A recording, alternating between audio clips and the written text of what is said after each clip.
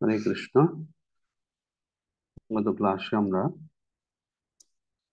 প্রথম অধ্যায়ের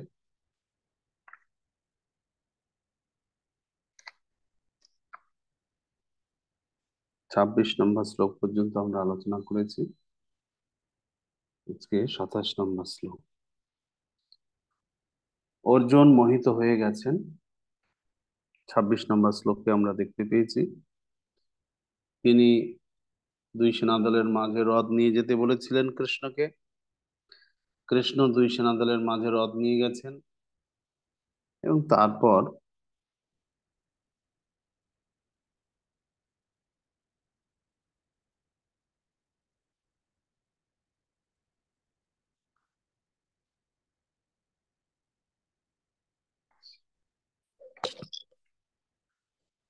কৃষ্ণ অর্জুনকে সৈন্য দর্শন করতে বলেছেন, ভীষ্ম, দ্রোণ প্রমুখ।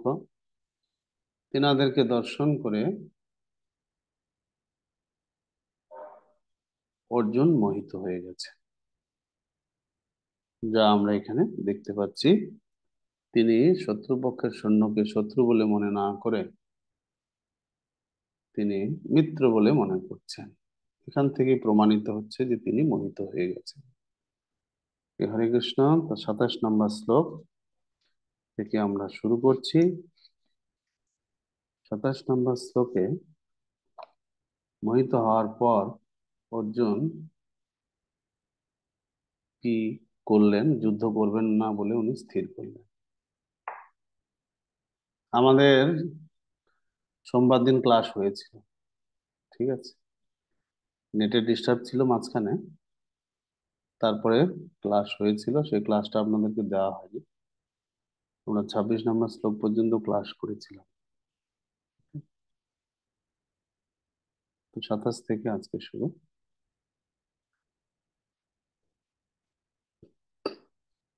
তান সমীক্ষ্য স কৌন্তেয় সর্বান বন্ধূন অবস্থিতান কৃপয়া পরয়াবিষ্ট বিষীদন্নিদম অব্রবীত।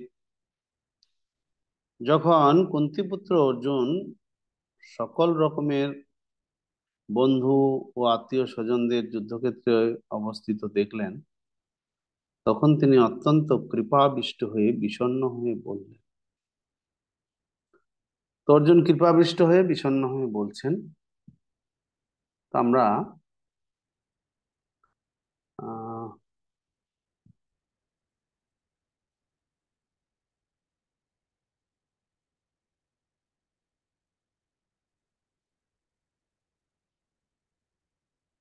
বর্ণাশ্রম ধর্মের কিছু বিষয় প্রথমে আলোচনা করব।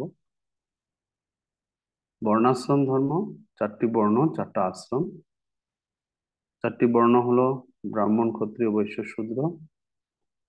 আর চারটা আশ্রম হলো ব্রহ্মচারী, গৃহস্থ, বানপ্রস্থ, সন্ন্যাস। তো আমরা যদি আশ্রম হিসাবে দেখি, অর্জুন একজন গৃহস্থ। তার বর্ণ হিসাবে যদি আমরা তাকে দেখি, তাহলে অর্জুন একজন ক্ষত্রিয়। আর যদি আমরা তাকে এই বর্ণ আশ্রমের ঊর্ধ্বে দেখি, তাহলে তিনি একজন শুদ্ধ ভক্ত। তাহলে একই ব্যক্তি, তার তিনটা স্থিতি। সে একজন কৃষ্ণ ভক্ত, শুদ্ধ ভক্ত। একাধারে তিনি একজন গৃহস্থ, আবার তিনি বর্ণ হিসাবে তিনি একজন ক্ষত্রিয়।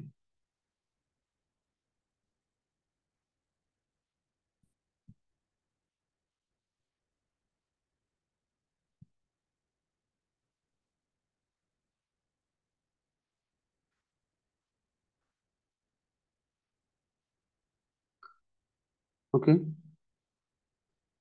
তা অর্জুনের কর্তব্যটা কি হওয়া উচিত? সে একজন গৃহস্থ হিসাবে কর্তব্য করবে পালন, না ক্ষত্রিয় হিসাবে তার কর্তব্য পালন করবে, না সে একজন ভক্ত হিসাবে তার কর্তব্য পালন করবে? তো অর্জুনের সামনে একটা পরিস্থিতি এমন দাঁড়িয়ে গেছে যে সে স্থির করতে পারছে না আসলে তার কি করতে হবে। তো আমরা এখন বর্ণাশ্রম ধর্ম বিষয়ে কিছু আলোচনা করব। বর্ণাশ্রম ধর্মে কিছু বিষয় রয়েছে। বর্ণাশ্রম ধর্মের দুটো দিক রয়েছে, সে বর্ণই হোক আর আশ্রমই হোক, তার দুটো মানদণ্ড রয়েছে, দুটো দিক রয়েছে। একটা দিক হচ্ছে সে তার আশ্রমগত বা বর্ণগত একটা ডিউটি রয়েছে তার। আরেকটা দিক হচ্ছে বর্ণ আশ্রমের কিছু সাধারণ কর্তব্য কর্ম রয়েছে। প্রত্যেকটা আশ্রম বা প্রত্যেকটা বর্ণের কিছু বিশেষ কর্তব্য কর্ম রয়েছে আর কিছু সাধারণ কর্তব্য কর্ম রয়েছে।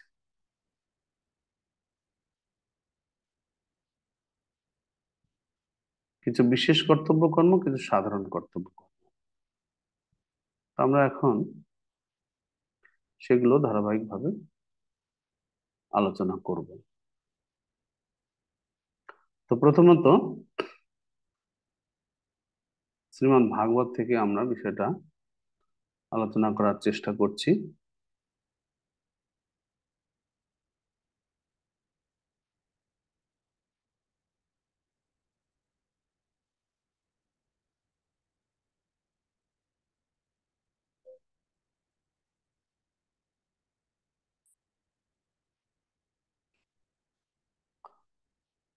আপনারা দেখতে পাচ্ছেন বর্ণাশ্রম ধর্মে দুই প্রকার ধর্ম রয়েছে। একটা হচ্ছে সামান্য ধর্ম। সামান্য ধর্ম কথাটার অর্থ হচ্ছে সব মানুষের সাধারণ কর্তব্য, যাকে সামান্য ধর্ম বলা হচ্ছে, যা ভাগবতমে সপ্তম স্কন্ধে একাদশ অধ্যায়ে 8 থেকে 11 নম্বর শ্লোকে উল্লেখ করা আছে। আর একটা হচ্ছে সবিশেষ ধর্ম, মানে বর্ণাশ্রম ধর্মের প্রতিটি আশ্রম এবং বর্ণের বিশেষ কর্তব্য।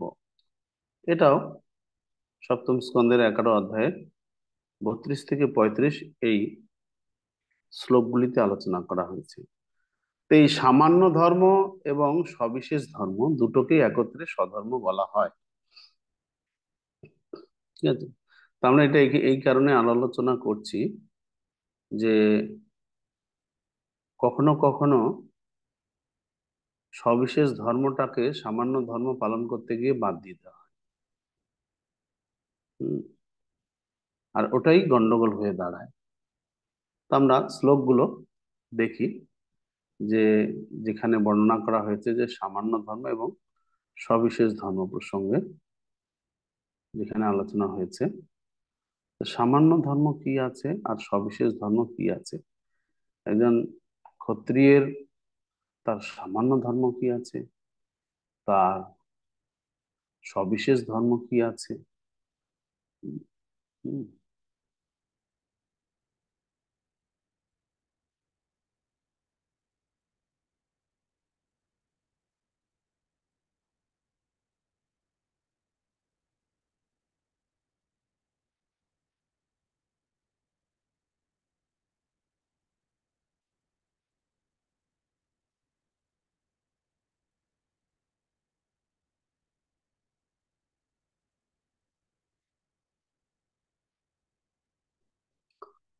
ভাগবতমের সপ্তম স্কন্ধের শ্লোকগুলিতে সামান্য ধর্ম সম্পর্কে প্রথমে বর্ণনা করা আছে। সত্যম দয়া তপ শৌচ তিতিক্ষা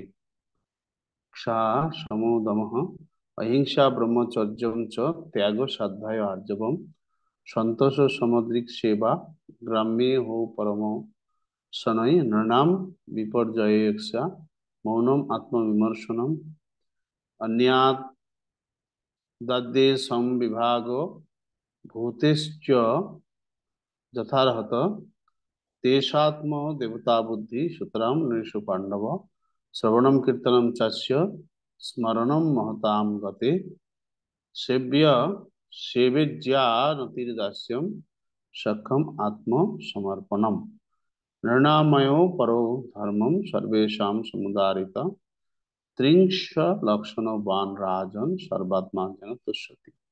কি বুঝলেন? কিছুই বুঝতে পারলেন না। এর অনুবাদটা আমরা দেখব। হুম, এই অনুবাদে কি বলা হয়েছে?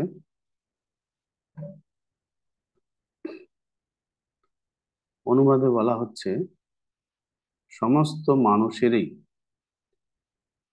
সাধারণ নীতিগুলি মেনে চলা উচিত। মানে যে বর্ণই থাক আর যে আশ্রমই থাক, ব্রাহ্মণ ক্ষত্রিয় বৈশ্য শূদ্রই হোক, অথবা গৃহস্থ বানপ্রস্থ সন্ন্যাসী ব্রহ্মচারী যেই হোক, তাদেরকে এই 30টা যে গুণ আছে এটা অর্জন করতেই হবে।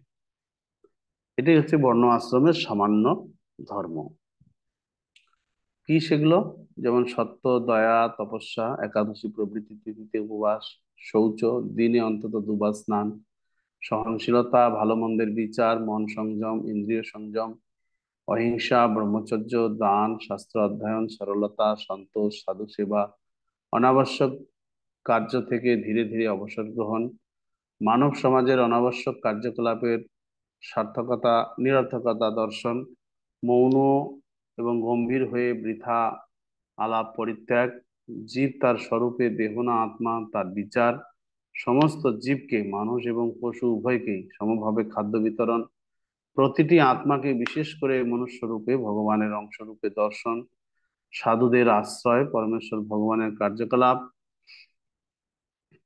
এবং উপদেশ শ্রবণ, এই সমস্ত কার্যকলাপ এবং উপদেশের মহিমা কীর্তন, সর্বদা সমস্ত কার্যকলাপ এবং উপদেশের কথা স্মরণ, ভগবানের সেবা করার চেষ্টা, ভগবানের পূজা, ভগবানকে প্রণতি নিবেদন করা, ভগবানের দাস হওয়া, ভগবানের সখা হওয়া এবং সর্বতোভাবে ভগবানের শরণাগত হওয়া।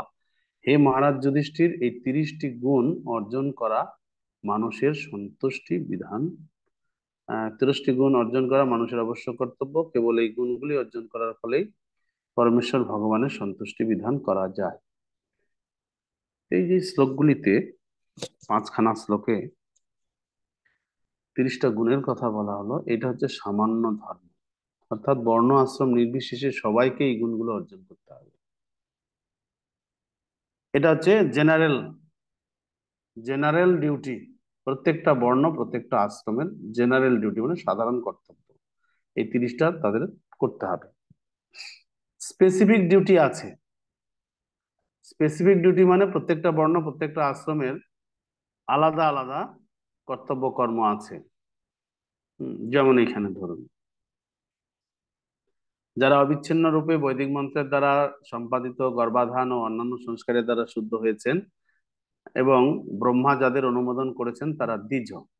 এই প্রকার ব্রাহ্মণ, ক্ষত্রিয়, বৈশ্য যারা তাদের কুল, পরম্পরা এবং আচরণের দ্বারা শুদ্ধ হয়েছেন, তাদের কর্তব্য ভগবানের পূজা করা, বেদ অধ্যয়ন করা এবং দান করা। এই পদ্ধতিতে তাদের চতুর আশ্রমের গৃহস্থ, বানপ্রস্থ, সন্ন্যাস নিয়ম পালন করা কর্তব্য। তাহলে যারা দ্বিজ হয়েছেন তাদের কি করতে হবে? আচ্ছা, ব্রাহ্মণের অধ্যয়ন আদি 6টি কর্ম, ক্ষত্রিয়ের দান ব্যতীত 5টি কর্ম অনুষ্ঠান করতে পারেন।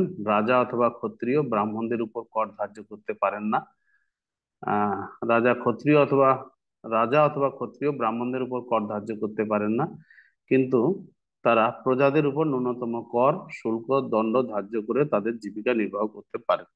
তো এই ক্ষত্রিয় সম্পর্কে এবং ব্রাহ্মণ সম্পর্কে তার নির্দিষ্ট কি কর্ম আছে সেটা বলা হলো। যেমন ব্রাহ্মণের অধ্যয়ন আদি 6টি কর্ম, যজন, যাজন, পঠন, পাঠন, দান ও প্রতিগ্রহ। তো এই 6টা কর্মের সঙ্গে আগে যে 30টা বলা হলো, এগুলো সব ব্রাহ্মণের কাজ। এই 6টা বিশেষ কাজ ব্রাহ্মণের, এছাড়া পূর্ববর্তী যে 30টা বলা হলো সেটাও ব্রাহ্মণের অর্জন করা উচিত। তেমনি ক্ষত্রিয়ের এই দান ব্যতীত 5টি কর্ম, অর্থাৎ যজন, যাজন, পঠন, আহ যজন, যাজন, পঠন, পাঠন এবং দান। প্রতিগ্রহ করবে না, তিনি দান করবেন। এই 5টা হচ্ছে ক্ষত্রিয়ের বিশেষ কর্তব্য। ঠিক আছে? এটা বিশেষ কর্তব্য ক্ষত্রিয়ের, কিন্তু তার সাথে সাথে তাকে পূর্ববর্তী যে 30টা কথা বলা হলো বর্ণ আশ্রম নির্বিশেষে, সেগুলো তাকে অর্জন করতে হবে। তো এরকম ভাবে বর্ণাশ্রম ধর্মে কিছু, প্রত্যেকটা বর্ণের কিছু কিছু নির্দিষ্ট কর্তব্য আছে, সেগুলো তাকে করতে হবে, প্লাস কিছু জেনারেল কর্তব্য আছে, সেগুলো করতে হবে। তো এখন আমরা এটা গীতার এখানে আলোচনা কেন করলাম? এই যে কর্তব্য, ক্ষত্রিয়ের বিশেষ কর্তব্য হচ্ছে যুদ্ধ করা। ক্ষত্রিয়ের বিশেষ কর্তব্য হচ্ছে যুদ্ধ করা।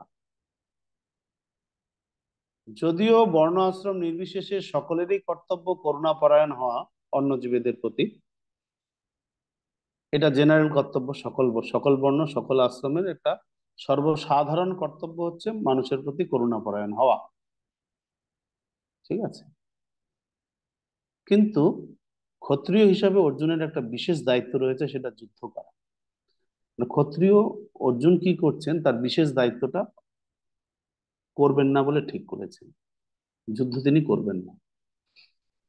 তাহলে উনি করবেনটা কি? ওই যে সাধারণ ডিউটি যেটা আছে, সর্বসাধারণের উদ্দেশ্যে বলা হয়েছে, সেটা উনি পালন করবেন। যখন এরকম কোনো পরিস্থিতি আসবে যে সাধারণ কর্তব্য কর্ম আর বিশেষ কর্তব্য কর্মের মধ্যে সংঘাত হচ্ছে, তখন আমাকে বিশেষ কর্তব্য কর্মটাই করতে হবে। সাধারণটা না করলেও চলবে, বিশেষটাই করতে হবে। তো পরিস্থিতি এসে গেছে, যুদ্ধ করতে হবে, তাকে অর্জুন তার বিশেষ কর্তব্য যে যুদ্ধ করা, সেটা উনি করতে চাইছেন না, সেটা বাদ দিয়ে দিচ্ছেন। না, সে বাদ দিয়ে উনি কি করতে চাইছেন? না, উনি সর্বসাধারণের উদ্দেশ্যে যেটা বলা হয়েছে, সেখান থেকে একটা নীতি পালন করতে চাইছেন। অহিংসা, কাউকে হিংসা করবে না, সেই নীতিটা পালন করতে চাইছে। তো এটাই এই অধ্যায়ে আমরা দেখতে পাবো অর্জুনের যুদ্ধ না করার পিছনে কারণগুলি। তো প্রথম 27 নম্বর শ্লোকে অর্জুনের কৃপা উদয় হয়েছে, অর্জুনের কৃপা উদয় হয়েছে তার হৃদয়ে, সেই জন্য উনি যুদ্ধ করবেন না বলছেন। আর কারো হৃদয়ে যদি কৃপা প্রকাশিত হয়, করুণা যদি জাগরিত হয় কারো হৃদয়ে, যে কারো প্রতি তার করুণা আসতে পারে, এই করুণা জিনিসটা কি খারাপ? কারো ধরুন করুণা হৃদয়ে জাগরিত হলো, তাহলে কি আমরা বলবো যে এটা ঠিক হয়নি, তার হৃদয়ে এই করুণাটা আসা ঠিক হয়নি? এটা বলা যাবে কি?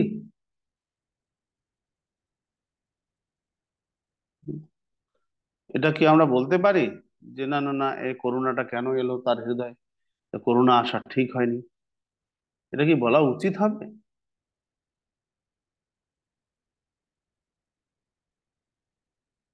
আপনাদের কি মনে হয়?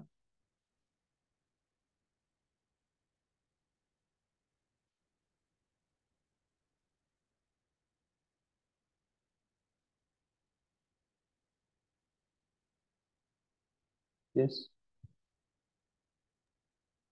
কৃষ্ণ ধন্যবাদ। তো আমার মনে হয় স্থান কাল পাত্র বিবেচনা করে করুণা প্রদর্শন করা উচিত। না না, এটা এমনি জেনারেলি আমার- জেনারেলি যদি আমরা বিচার করি, করোনাটা কি খুব খারাপ জিনিস? না, করুণা খারাপ জিনিস নয়, ভালো। করোনা তো খারাপ জিনিস না। হ্যাঁ, প্রয়োগটা হয়তো স্থানকাল পাত্রের আচ্ছা, বিবেচনার বিষয় রয়েছে, কিন্তু করোনার তো একটা ভালো কোয়ালিটি, গুড কোয়ালিটি, তাই না? করোনাটা তো একটা সদ্গুণ, এটা কখনোই খারাপ নয়। কিন্তু দেখা যাচ্ছে যে করোনা প্রদর্শনে গন্ডগোল হয়ে গেলেই যত রকম বিপদ। হম। অর্জুন উবাচ দৃষ্টিমাং স্বজনম কৃষ্ণ যুজস্বং সমুপস্থিতম সিদন্তি মম গাত্রাণি মুখম চ পরিশুষ্যতি। অর্জুন বললেন, হে প্রিয়বর কৃষ্ণ, আমার সমস্ত বন্ধু বান্ধব এবং আত্মীয় স্বজনদের এমন ভাবে যুদ্ধবিলাসী হয়ে আমার সামনে অবস্থান করতে দেখে আমার অঙ্গ প্রত্যঙ্গ অবশ হচ্ছে এবং মুখ শুষ্ক হয়ে উঠছে। করুণায় তার এগুলো সব হচ্ছে। বেপতুশ্চ শরীরে মে রোমহর্ষশ্চ জায়তে, গান্ডীবম সংসৃতে হস্তাৎ ত্বক চৈব পরিদজ্যতে। আমার সর্বশরীর কম্পিত রোমাঞ্চিত হচ্ছে, আমার হাত থেকে গান্ডীব খসে পড়ছে এবং ত্বক যেন জ্বলে যাচ্ছে।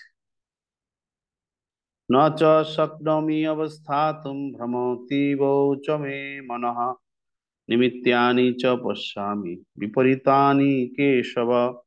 হে কেশব, আমি এখন আর স্থির থাকতে পারছি না। আমি আত্মবিস্মৃত হচ্ছি এবং আমার চিত্ত উদ্ভ্রান্ত হচ্ছে। হে কেশিদানব হন্তা শ্রীকৃষ্ণ, আমি কেবল অমঙ্গল সূচক লক্ষণ সমূহ দর্শন করছি।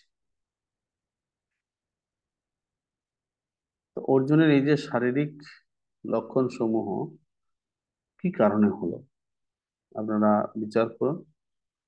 28 নম্বর শ্লোকটা প্রভুজিরা পড়ুন, 29 নম্বর, 30 নম্বর দুটো শ্লোকের তাৎপর্য মাতাজিরা পড়ুন। বিচার করে দেখুন যে অর্জুনের এই যে সমস্ত শারীরিক সিমটম দেখা দিয়েছে, হাত পা জ্বলে যাচ্ছে, ত্বক খসে পড়ছে, এরকম যেন হচ্ছে, তার এ কি কারণে হচ্ছে, কি কারণ দেখিয়েছেন প্রভুপাদ, এগুলি কি কারণ উনি দেখিয়েছেন, আপনারা বার করুন।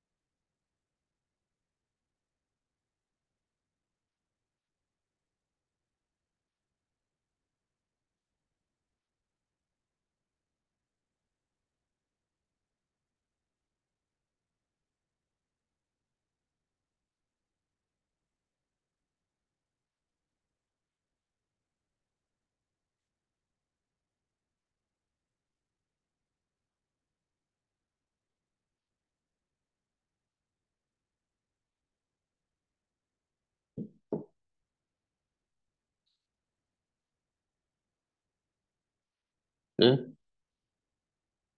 অভিরাম কানাই দাস, বলুন।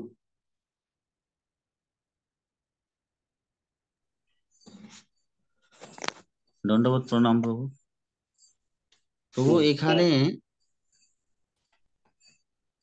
প্রভুপাদ গভীরভাবে বিবেচনা করে দেখতে পান অর্জুনের এই ভয়ের কারণ হচ্ছে তিনি দেহটিকেই তার স্বরূপ বলে মনে করেছিলেন এবং তার দেহের সম্বন্ধে যারা তথাকথিত আত্মীয় তাদের হারাবার শোকেই তিনি মোহমান হয়ে পড়েছিলেন। তো তিনি কেশব জনার্দন। হরে কৃষ্ণ প্রভু, দণ্ডবাদ চরণে। এখানে অর্জুন তার আত্মীয় স্বজনের কথা চিন্তা করে, তার যে জাগতিক সম্পর্ক সেই সম্পর্কটাকে অগ্রগণ্য করে এখানে সে মোহমান হয়ে পড়েছিল। এবং আরেকদিকে অর্জুন যে শুদ্ধ ভক্ত, একজন ভগবানের শুদ্ধ ভক্ত সব সময় যে যদি শত্রুও হয়, শত্রুপক্ষেও তাকে যদি আঘাত করে, সে আঘাতের যন্ত্রণা যে ভুগবে সেটা সে চিন্তা করে, যে যাতে সে আঘাতপ্রাপ্ত না হয়, কষ্টপ্রাপ্ত না হয়, সেরকম চিন্তা করে অর্জুন কষ্ট পাচ্ছিল। মালিনী করুণা। হরে কৃষ্ণ প্রভুজি শ্লোক 29 আর 30 থেকে যেটা প্রভুপাদ বিশ্লেষণ করেছেন, যে অর্জুন কৃষ্ণের সঙ্গে ছিলেন তা সত্ত্বেও তিনি অত্যধিক আসক্ত হয়ে পড়েছিলেন তার আত্মীয় স্বজন বা অপোনেন্টে যাদের দেখেছিলেন, যার ফলে তিনি হতাশাগ্রস্ত হয়ে গেছিলেন, তিনি মূর্ছমান হয়ে গেছিলেন। মানুষের প্রকৃত স্বার্থ যে কৃষ্ণের মাঝে সেটা তিনি ক্ষণিকের জন্য ভুলে গেছিলেন, যার ফলে ওনার এত কষ্ট হচ্ছিল। অর্থাৎ জড়জাগতিক তো ভয় তার মধ্যে কাজ করছিল ওই মুহূর্তে। সুবিগ্রহ নৃসিংহ।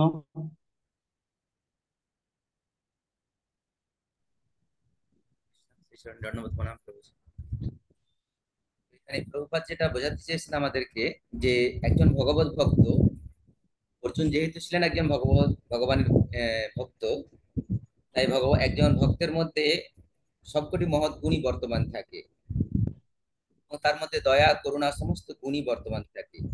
যদিও তিনি জানতেন যে যে তার আত্মীয় স্বজন সবাই সেই যুদ্ধে অবস্থিত হয়েছিলেন, কিন্তু তিনি এই কথা ভেবে তিনি শোকাতুর এবং তার মুখ শুষ্ক হয়েছিল যে যারা এখানে এসেছে এই যুদ্ধে সবারই হয়তো প্রাণহানি হবে। তো তাই অর্জুন এই কথা ভাবছিলেন যে তাদের প্রাণ নাশ হবে, এই কথাই ভেবেই অর্জুনের এই অবস্থা হয়েছিল এবং তার মুখ শুষ্ক হয়েছিল। বুঝলাম না কিছু, কি যে বলতে চাইলেন কিছুই মাথায় ঢুকলো না আমার। প্রাণনাশ হবে তো উনি তো দেখতেই পাচ্ছেন, কিন্তু এই যে আশঙ্কাটা উনি কেন করলেন?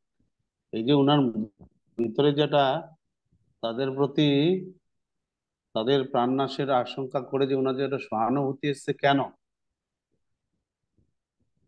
সহানুভূতি একজন মহান, তিনি যেহেতু একজন ভক্ত ছিলেন, ভক্তের মধ্যে যেহেতু মহৎ ঠিক, গুণ বর্তমান থাকে। ভক্ত ছিলেন সেই জন্য তার মনে এই ভাবটা এসছে।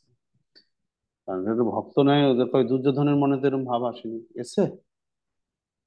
হ্যাঁ, দুর্যোধনের মনে, দুর্যোধনও তো দেখেছে এদেরকে, দুর্যোধনের মধ্যে কি এরকম ভাব এসেছিল? না, তো অর্জুন যেহেতু ভক্ত, প্রভুপাদ বলছেন সে কান্নাও করছে, তো অঝরে কান্নাও করছিল। একজন তাতে ভক্তের আমরা মধ্যে বুঝতে এই সমস্ত পারছি গুণ যেহেতু বর্তমান ভক্ত থাকে। সেই জন্য তার ভিতরে এরকম একটা ভাব জেগেছে। এগুলো ভক্তের জন্যই উনি এরকম করেছেন। কিন্তু একটু আগে মাতাজিরা বললেন যে না না, এটা দেহাত্ম বুদ্ধি থেকে হয়েছে। মাতাজিদের পয়েন্ট থেকে ওনারা বললেন ভক্ত টক্ত এসব কিছু না, তাহলে অর্জুনের দেহাত্ম বুদ্ধি ছিল, সেখান থেকেই তার এই সমস্ত শারীরিক যে লক্ষণগুলো এখানে দেখা যাচ্ছে সেগুলো প্রদর্শিত হয়েছে।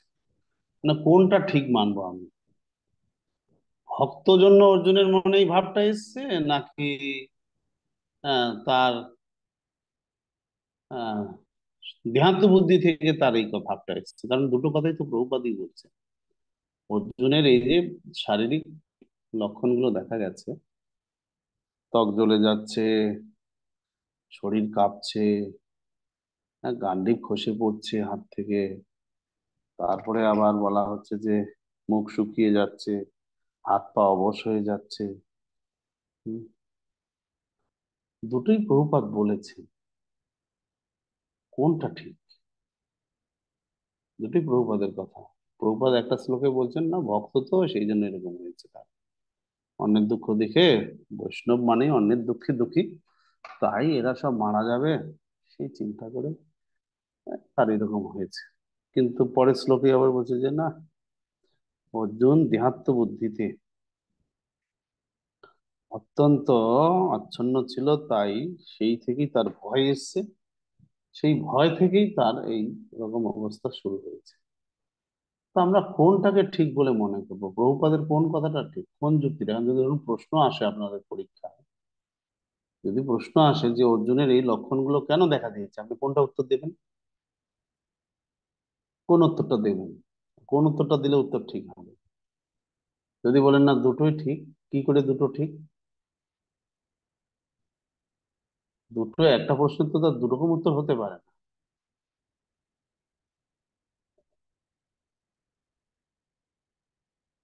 বলুন।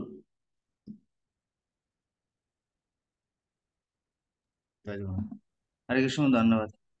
ওইখানে মনে হচ্ছে দেহাত্ম বুদ্ধিটাই হচ্ছে শ্রেয়। প্রভুপাদ যেভাবে ব্যাখ্যা করেছেন প্রথম বা দ্বিতীয় শ্লোক, মানে সরি পরবর্তীকালে, যেহেতু তিনি দেহাত্ম বুদ্ধিটাকে বেশি প্রায়োরিটি দিয়েছেন। তাহলে আগেরটা প্রভুপাদ ভুল লিখেছেন? না, ভুল লেখেননি, মানে তাহলে ওই যদি সিচুয়েশনে, ভুল না হয় তাহলে আমরা দুটো জিনিসকে অ্যাডজাস্ট করবো কি করে? মানে অ্যান্সার হিসাবে তাই হ্যাঁ, বলতে হবে যে তার কর্তব্য অবহেলা বা ভগবানের, তার যুদ্ধ এই করার দুটো যে। তাৎপর্যের দুরকম কথা প্রভুপাদ বলেছেন। এবার যদি আমাকে কেউ জিজ্ঞাসা করে আপনাদের প্রভুপাদ তো দুরকম কথা বলেছেন, তা আপনি এখন কি বলবেন তাকে? তার মনোধর্ম, কি মনে মনের হয়? ধর্ম, মনে, তার মনের ইচ্ছাকে বেশি প্রায়োরিটি দিয়েছে ভগবানের ইচ্ছার চাইতে। না না, বা কেউ যদি আপনাকে বলে আপনাদের গীতাতে তো অর্জুনের এই সমস্ত লক্ষণ বলতে গিয়ে দুরকম কথা বলা হয়েছে, আচ্ছা, কোনটা ঠিক? আপনি কি বলবেন? দুটোই তো প্রভুপাদের কথা। একটাকে ঠিক বললে অন্যটাকে ভুল বলতে হচ্ছে, মানে ভুল বললে আপনাকে প্রভুপাদকেই ভুল বলতে হচ্ছে, ঠিক বললে প্রভুপাদকে ঠিক বলতে হচ্ছে। তখন আপনি কি করবেন?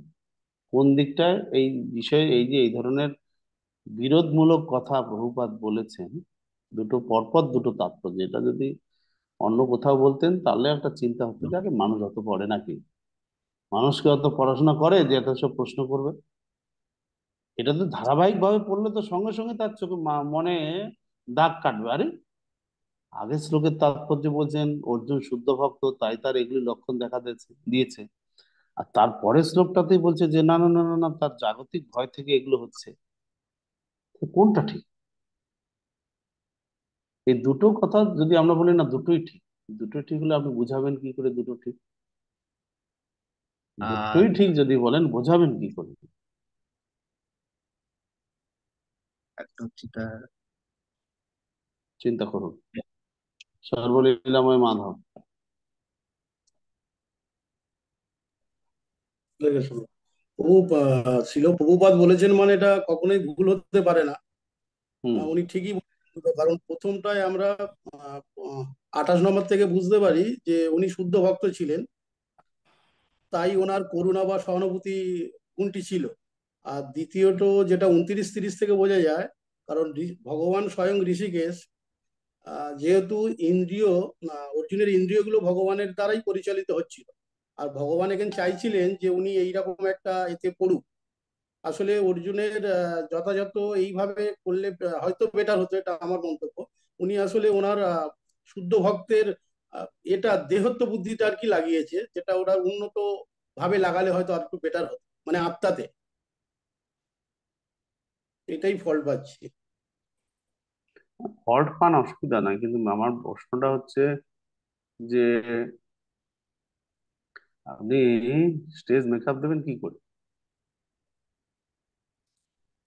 হ্যাঁ। শুদ্ধ ভক্তের তো বহু করুণা গুণ থাকবেই, কিন্তু আমাদের আহ করুণা গুণটি যথার্থভাবে প্রয়োগ করতে হবে। আমাদের শুধু দেহত্ব বুদ্ধিতে করুণা গুণ বা সহানুভূতি দেখাবো, এটাই আমাদের উচিত না। সেটাই মেনটেন করতে হবে, সেটা আত্মার প্রতি আমাদের দেখানো উচিত। ঠিক বলেছে। আসলে আপনার কাছে অনেক টাকা পয়সা থাকবে মানে আপনি যেখানে সেখানে খরচা করবেন তার কোনো মানে হয় না। যথাযথ জায়গায় আপনার করুণা গুণ আছে, খুব ভালো কথা। তা আপনি কোথায় ব্যবহার করবেন সেটা জানতে হবে তো। তো ব্যবহারে যদি গন্ডগোল করেন তাহলে আপনার কিন্তু সাইড এফেক্ট হবে, বুঝতে পারছেন? এই যে দুটো তাৎপর্যকে আমরা অ্যাডজাস্ট করব কি করে? হুম? এতে দেখা যাচ্ছে শ্রীল প্রভুপাদ বলছেন যে বৈষ্ণবদের হৃদয় কোমল হবে এবং দয়ালু হবে, ঠিক ঠিক আছে, কিন্তু এই জড়জাগতিক বিষয়ে কোমলতার প্রয়োগ করা উচিত নয়। ভক্ত অনুভূতিবিহীন নয়, কিন্তু আত্মার উদ্দেশ্যেই প্রকৃত করুণা প্রদর্শন করা উচিত, জড় শরীরের জন্য নয়, এবং তাও কৃষ্ণের ইচ্ছার সহিত সামঞ্জস্য রেখে। কৃষ্ণ যদি বলছেন যে না করুণা করতে হবে, তাহলে করুণা করতে হবে। কৃষ্ণ যদি চাইছেন না এদের করুণা করার দরকার নেই, তাহলে করুণা করার দরকার নেই। আমরা আমাদের অনেক গুণ থাকতে পারে, অনেক ব্যাপার থাকতে পারে, কিন্তু কৃষ্ণ সেবায় যদি সেই গুণটা না লাগে তাহলে ওই গুণের কোনো মূল্য নেই, ওই গুণটা আমার হিতে বিপরীত ক্রিয়া করবে। হুম? এই প্রসঙ্গে শিল প্রভুপাদ এও বলছেন, দেখুন আমার হাত পা খসে যাচ্ছে, ত্বক জ্বলে যাচ্ছে, এর কারণ কি? না, এর কারণ হচ্ছে ভয়। যে আত্মবুদ্ধি জনিত কারণে তার ভয় এসছে, তাই তার এরকম হচ্ছে। কিন্তু আগেই বললেন যে না, ও আগেরটাতে বললেন যে অর্জুনের এই ধরনের আচরণ তার দুর্বলতার প্রকাশ নয়, এ হচ্ছে তার হৃদয়ের কোমলতার প্রকাশ। ভগবানের ভক্ত করুণার সিন্ধু, অপরের দুঃখে তার অন্তর কাঁদে। তো অর্জুনের এই বিষয়ে দুরকম কমেন্ট, দুটোই ঠিক, কিন্তু এখান থেকে আমরা শিক্ষাটা কি পেলাম?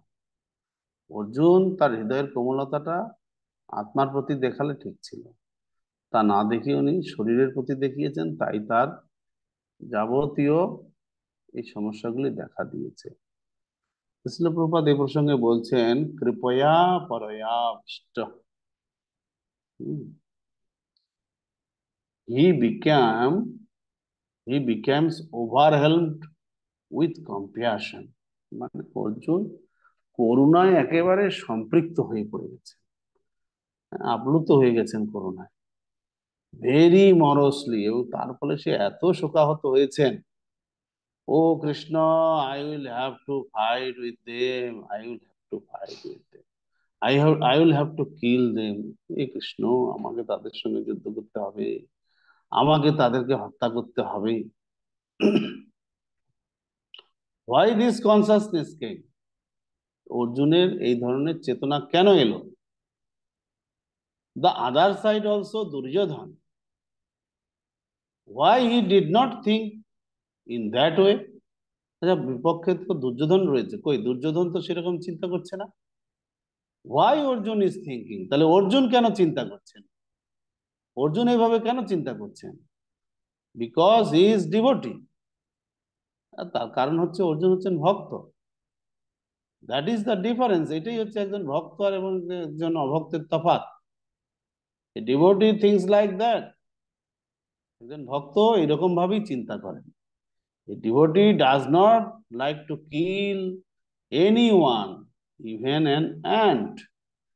ভক্ত কাউকে হত্যা করতে চায় না, এমনকি একটা পিঁপড়েকে পর্যন্ত না। Why he should be encouraged to kill his friends?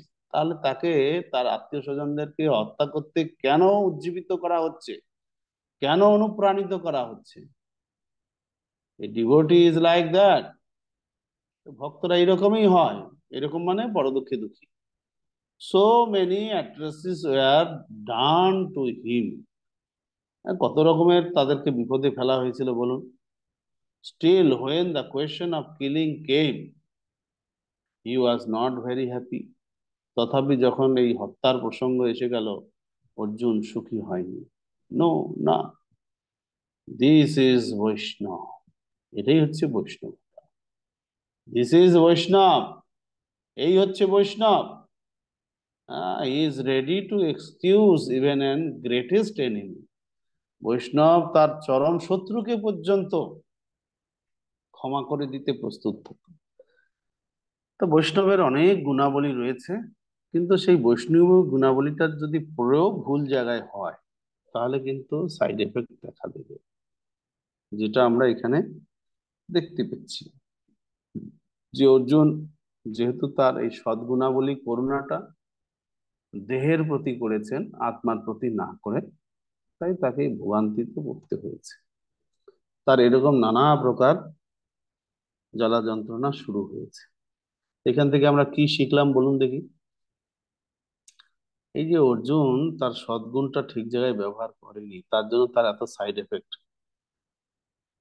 ত্বক জ্বলে যাচ্ছে, হাত পা অবশ হয়ে যাচ্ছে, গান্ডীব হাত থেকে খসে পড়ছে, লোম শরীরের খাড়া হয়ে গেছে। এখান থেকে আমরা কি শিখতে পেলাম? শিক্ষাটা কি পেলাম বলুন? এই বিষয়টা থেকে এত কিছু শোনার পরে এখান থেকে আমাদের সিদ্ধান্ত বা শিক্ষা, নীতি শিক্ষা আমরা কি পাই? স্বরূপ কুমার পাল, বলুন। হরে কৃষ্ণ প্রভু, দণ্ডবত প্রণাম। এখানে অর্জুনের আচরণ থেকে আমরা কিভাবে একজন ভালো ভক্ত হব সেটা আমরা শিখতে পারছি, এবং অন্যদের সঙ্গে, অন্য জীবের সঙ্গে একজন ভক্তের কিরকম আচরণ করা উচিত সেই সম্পর্কে আমরা শিক্ষা পাচ্ছি এখান থেকে। না, ভুল শিখলেন। এই যে অর্জুনের এই যে পরিস্থিতি দেখে আমরা কি শিখলাম? সজ্জন নিমাই। হরে কৃষ্ণ প্রভু, দণ্ডবত প্রণাম। প্রভু, অর্জুনের এই শিক্ষা থেকে আমাদের শিক্ষা হচ্ছে কখনো আমাদের কি জড় দৃষ্টিভঙ্গির প্রতি করুণা প্রদর্শন করাটা উচিত নয়। সেটা যদি আত্মার কল্যাণে হয় তাহলে সেটা আমরা সেটার প্রতি করুণা প্রদর্শন করব। যেমন আমাদের প্র্যাকটিক্যাল লাইফে অনেক সময় এরকম হয়ে থাকে, অনেক লোক আমাদের থেকে টাকা চায় বা তার দেহের পরিপুষ্টতার জন্য, সেটা কোনো আত্মার কল্যাণের জন্য ব্যবহৃত হচ্ছে না। তখন সেই করুণাটা আমরা তাকে করব না। সেটা দিয়ে যদি তার আত্মার কল্যাণ হয়, তার যদি কৃষ্ণ ভক্তি বৃদ্ধি হয়, ভগবত ভক্তিতে যদি তাকে একটু কৃষ্ণমুখী করা যায়, কৃষ্ণ ভাবনামৃত মুখী করা যায়, তাহলে সেটা আমরা করব। আমি এটাই বুঝতে পারছি। Thank you. তো আমাদের শুধু টাকা পয়সা নয়, যে কোনো শারীরিক শক্তি, বুদ্ধি, সমস্ত কিছু আমাদের অনেক গুণ থাকতে পারে। তো সেই গুণটার প্রয়োগ আমাকে এমন ভাবে করতে হবে যাতে কৃষ্ণের সন্তুষ্ট হয়। তা না হলে আমাদের কিন্তু সেই গুণটাই বাধায় ফেলবে। আপনি মনে করুন খুব ভালো গান জানেন, ঠিক আছে, আপনার গানে জগৎ মোহিত, তো বিভিন্ন কীর্তন মেলায় বিভিন্ন জায়গায় আপনার ডাক পান, ঠিক আছে, আপনার গানে ভক্তরা যা নাচে, উফ, যেমন নাচে তেমনি কাঁদে, বুঝতে পারছেন? আপনার খুব ভালো গুণ, আপনি একজন বড় সিঙ্গার কীর্তনিয়া। এই সিঙ্গার কীর্তনিয়া আপনি যদি ভগবানের সন্তুষ্টির জন্য না গায়ে না গেয়ে এই ভক্ত নাচানো আর ভক্ত কাঁদানোতে আপনার যুক্ত থাকেন, তাহলে কিন্তু আপনার এই গায়ের এই গুণটাই একদিন আপনাকে ফ্যাসাদে ফেলবে, বুঝতে পারছেন?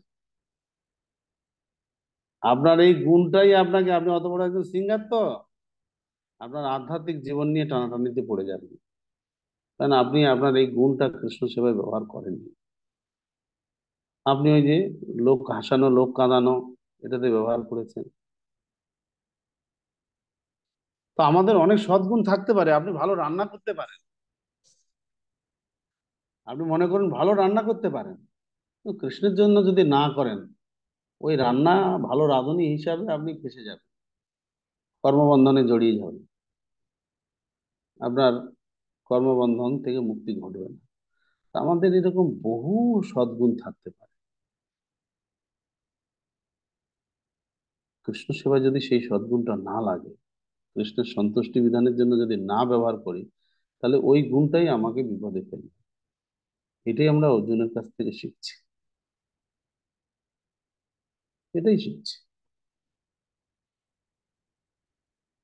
আপনি মনে করুন যে কোনো মানে এক মুহূর্তের মধ্যেই মানুষকে কনভিন্স করে দিতে পারেন, আর পটিয়ে দিতে পারেন মানুষকে।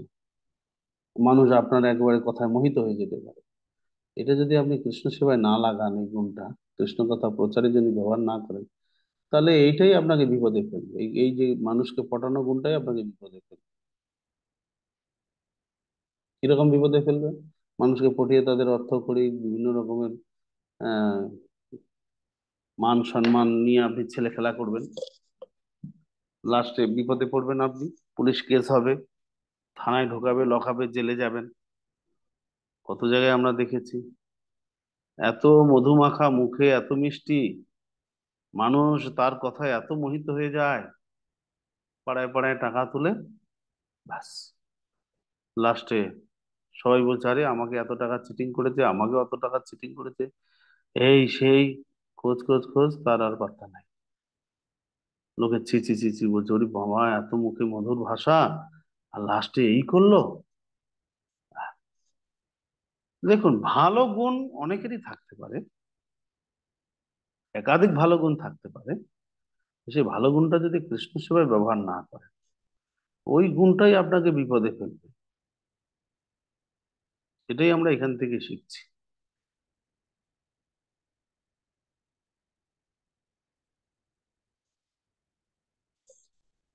ওকে, পরের শ্লোক।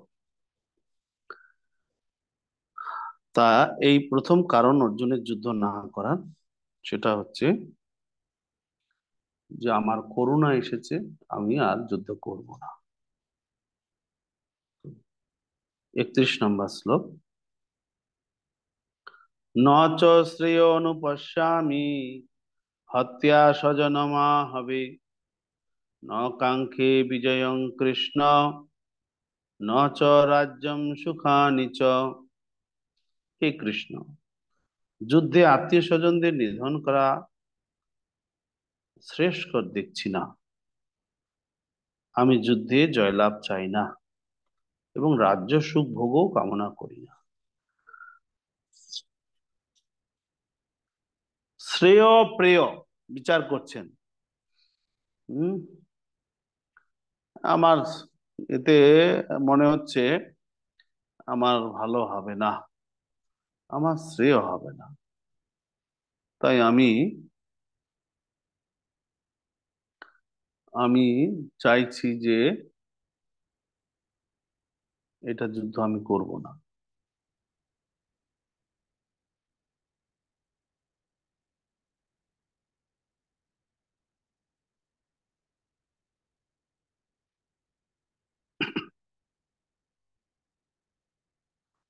তো শ্রেয় চিন্তা করছেন, তো শ্রেয় চিন্তা করাটা কি খারাপ? সবাই তো ভালো হোক এটাই চায়, চিন্তা করবে। এ পাগলে নিজের ভালো চিন্তা করে না। আর যাদের একটু বুদ্ধি আছে, জ্ঞান আছে, তারা তো সবসময় নিজের ভালোটাই চিন্তা করে। সবাই নিজের ভালোটা দেখে। ভালো থাকতে পারে না সেটা আলাদা জিনিস, কিন্তু সবাই চায় ভালো থাকি। এই ভালো থাকাটা অর্জুনও চাইছেন না, যুদ্ধ করলে আমি ভালো থাকতে পারবো না, আমি যুদ্ধ করব না। এই জগতের সবার, তার পরিবার পরিজন, আত্মীয় স্বজন, বন্ধু বান্ধব নিয়ে ভালো থাকতে চায়, সুখে থাকতে চায়। শ্রেয় দেখছি না, আমার শ্রেয় হবে না, আহ, আমি যুদ্ধ করব না। উম, মানে আমার রাজ্য সুখের দরকার নাই। এটা দ্বিতীয় কারণ যুদ্ধ করার, যুদ্ধ না করা। প্রথমটা ছিল করুণা এসেছে আমার, আমি এই জন্য করবো না। দ্বিতীয় কারণ, আমার রাজ্য সুখের দরকার নাই। রাজ্য সুখ দিয়ে আমি কি করব? আমি রাজ্যে যে সুখী হব, কে দেখবে আমার আমি সুখী হয়েছি? সবাই তো মারা যাবে, তো দেখবেটাকে? আমি সুখী হব না। মানুষ সুখী হয় কখন? আপনি ভালো রেজাল্ট করেছেন, আপনার আত্মীয় স্বজনকে জানাবেন, রেজাল্ট দেখাবেন, তারা বাহ বাহ করবে, খুব ভালো হয়েছে, ভালো হয়েছে, আরো ভালো করো, তবে না আপনি সুখ পাবেন। আপনি ভালো রেজাল্ট করলেন, আপনার মার্ক দেখার, রেজাল্ট দেখার কেউ না, কি সুখী হবেন আপনি? না উৎসাহ পাবেন, না শান্তি পাবেন। হুম। তো অর্জুন তাই চিন্তা করছেন, না আমি তো শ্রেয় দেখছি না, আমার এই যুদ্ধে যে আমি, আমার সুখ হবে না, আমার সুখ চাই না। এই যুদ্ধে তুমি ভাবছো আমরা সুখী হব, আমার সুখী দরকার নেই। এরকম সুখ আমার দরকার নেই যেখানে আত্মীয় স্বজন থাকবে না, সেই সুখ দিয়ে আমি করবোটা কি? তো আমি শ্রেয় দেখতে পাচ্ছি না, অতএব আমি যুদ্ধ করব না। তো প্রভুপাদ বলছেন, so here the problem is what is Shreyas. এখানে সমস্যাটা এসে দাঁড়িয়েছে যে শ্রেয়টা কি, কোন জিনিসটা শ্রেয় হবে, মানে কল্যাণকর হবে। হোয়াট ইজ আলটিমেট গুড, চরমে কোন জিনিসটা ভালো হবে, এটা নিয়ে সমস্যায় পড়ে গেছেন Arjun. That is mistaken here, আর এটা বিচার করতে গিয়ে অর্জুনের ভুলটা হয়েছে। হ্যাঁ, therefore Bhagavad Gita is required, তাই আমাদের ভগবদ গীতার সহায়তা নেওয়া দরকার। কেন আমি যদি নিজে নিজে আমার কোনটা ভালো হবে কোনটা কি হবে এটা বিচার করতে যাই তাহলে ভুল হবে। অর্জুনও চিন্তা করছিলেন যেটা আমার শ্রেয় হবে না, কিন্তু ধারণাটা তো তার ভুল, তাই ভগবদ গীতার দরকার আছে। হ্যাঁ, he is thinking, he is মানে Arjun, he is thinking Krishna is not so important, my family is important, my family. তো অর্জুন চিন্তা করছেন যে আমার কাছে কৃষ্ণের কথা অত গুরুত্ব নাই, কৃষ্ণ আমার কাছে অত গুরুত্বপূর্ণ নয়, আমার কাছে আমার পরিবার গুরুত্বপূর্ণ, আমার পরিবারই আমার কাছে প্রায়োরিটি, মানে আমার পরিবারই আমার কাছে প্রধান বিবেচ্য। কৃষ্ণ কি বললো না বললো ওটা আমার কাছে ততটা গুরুত্ব নেই। তো অর্জুন সেরকম চিন্তা করছেন, অলদো হি ইজ ডিভোটি,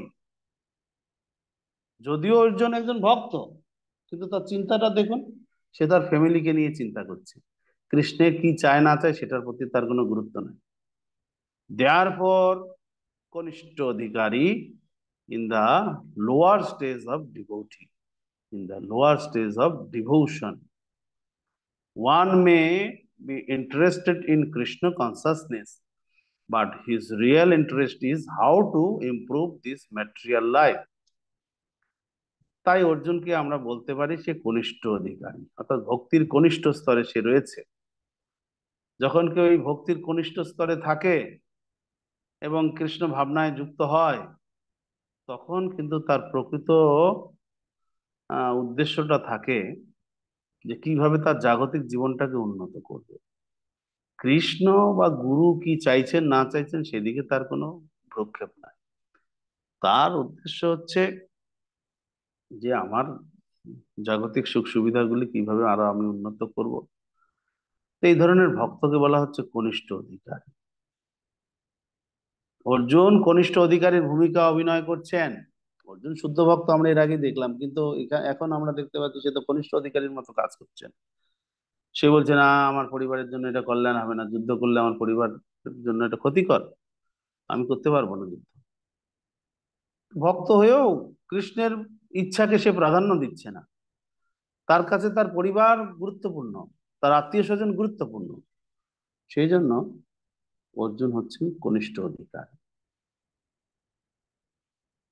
তো এইখান থেকে আপনারা কি শিখলেন বলুন? অর্জুন কনিষ্ঠ অধিকারী, তার শুধু একটা চিন্তার মাধ্যমেই সে কনিষ্ঠ অধিকারীর পর্যায়ে রয়েছে। কি চিন্তা?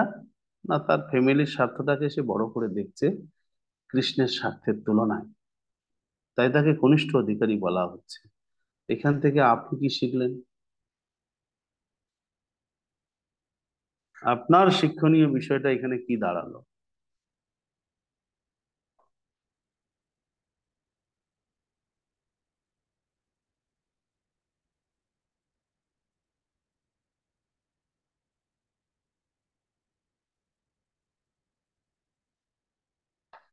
মালিনী করুণা।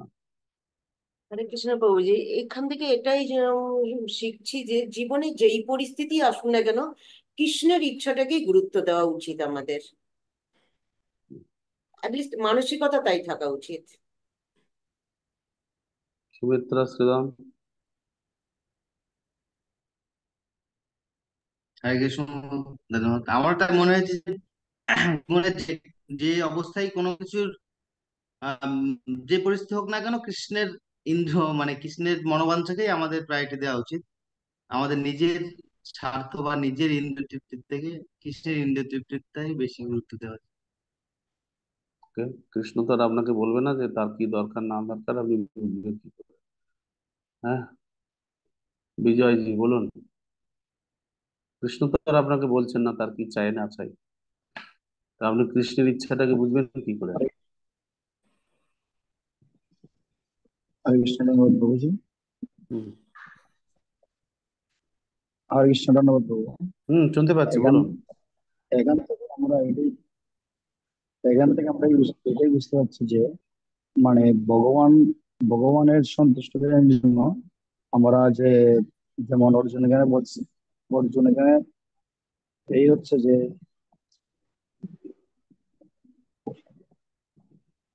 যেমন এখানে বলা হচ্ছে যে এই কি জানি বলা হয়েছিল প্রভুজি। এই তো বুঝতে পারলেন না? এই যে অর্জুন আমার কৃষ্ণের ইচ্ছাকে প্রাধান্য দিল না, সেই জন্য তাকে কনিষ্ঠ অধিকারী বলা হচ্ছে। তার কাছে তার ফ্যামিলিটাই গুরুত্বপূর্ণ। তো এখান থেকে আপনি কি হ্যাঁ, শিখলেন? তো এখান থেকে আমি এটাই শিখতে পারছি যে আমাদের ভগবানের সন্তুষ্টির জন্যই আমাদের মানে যা কিছু করা উচিত তা ভগবান সন্তুষ্টির ঠিক বিধানের আছে, জন্য। ঠিক আছে, যেমন ভগবানের সন্তুষ্টির জন্য আপনার করা উচিত। কারণ ভগবান কিসে সন্তুষ্ট হবেন না হবেন, ভগবান তো মুখ ফুটে একটা কথা বলেন না, আপনি জানবেন কি করে? না, জানো, জানা ভগবান তো মুখ থেকে বলবেন না, কিন্তু ভগবানের সন্তুষ্টি বিধানের জন্য যেমন আমাদের আচার্যগণ যা বলেছেন, ভগবানের শুদ্ধ ভক্ত যা বলবেন, প্রভুপাদের নির্দেশাবলী যা আছে তা এগুলো আমরা অনুসরণ করব, তাহলে ঠিক, হয়তো সন্তুষ্ট হবেন। ঠিক। তো ভগবান তার প্রতিনিধির মাধ্যমে আমাদেরকে আমাদের সামনে তার ইচ্ছা ব্যক্ত করে। তাই ভগবানের প্রতিনিধি, ইসকনের প্রতিনিধি, তারাই আমাদের সামনে বলছেন, গুরুদেব আমাদের সামনে বলছেন, সেটাই ভগবানের ইচ্ছা। সেটাকে আমাকে প্রাধান্য দিতে হবে।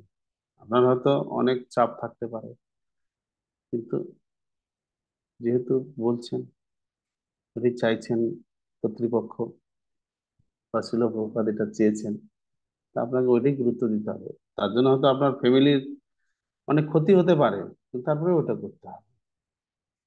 তা নাহলে আপনি কনিষ্ঠ স্তরে থেকে গেছেন ভক্তি।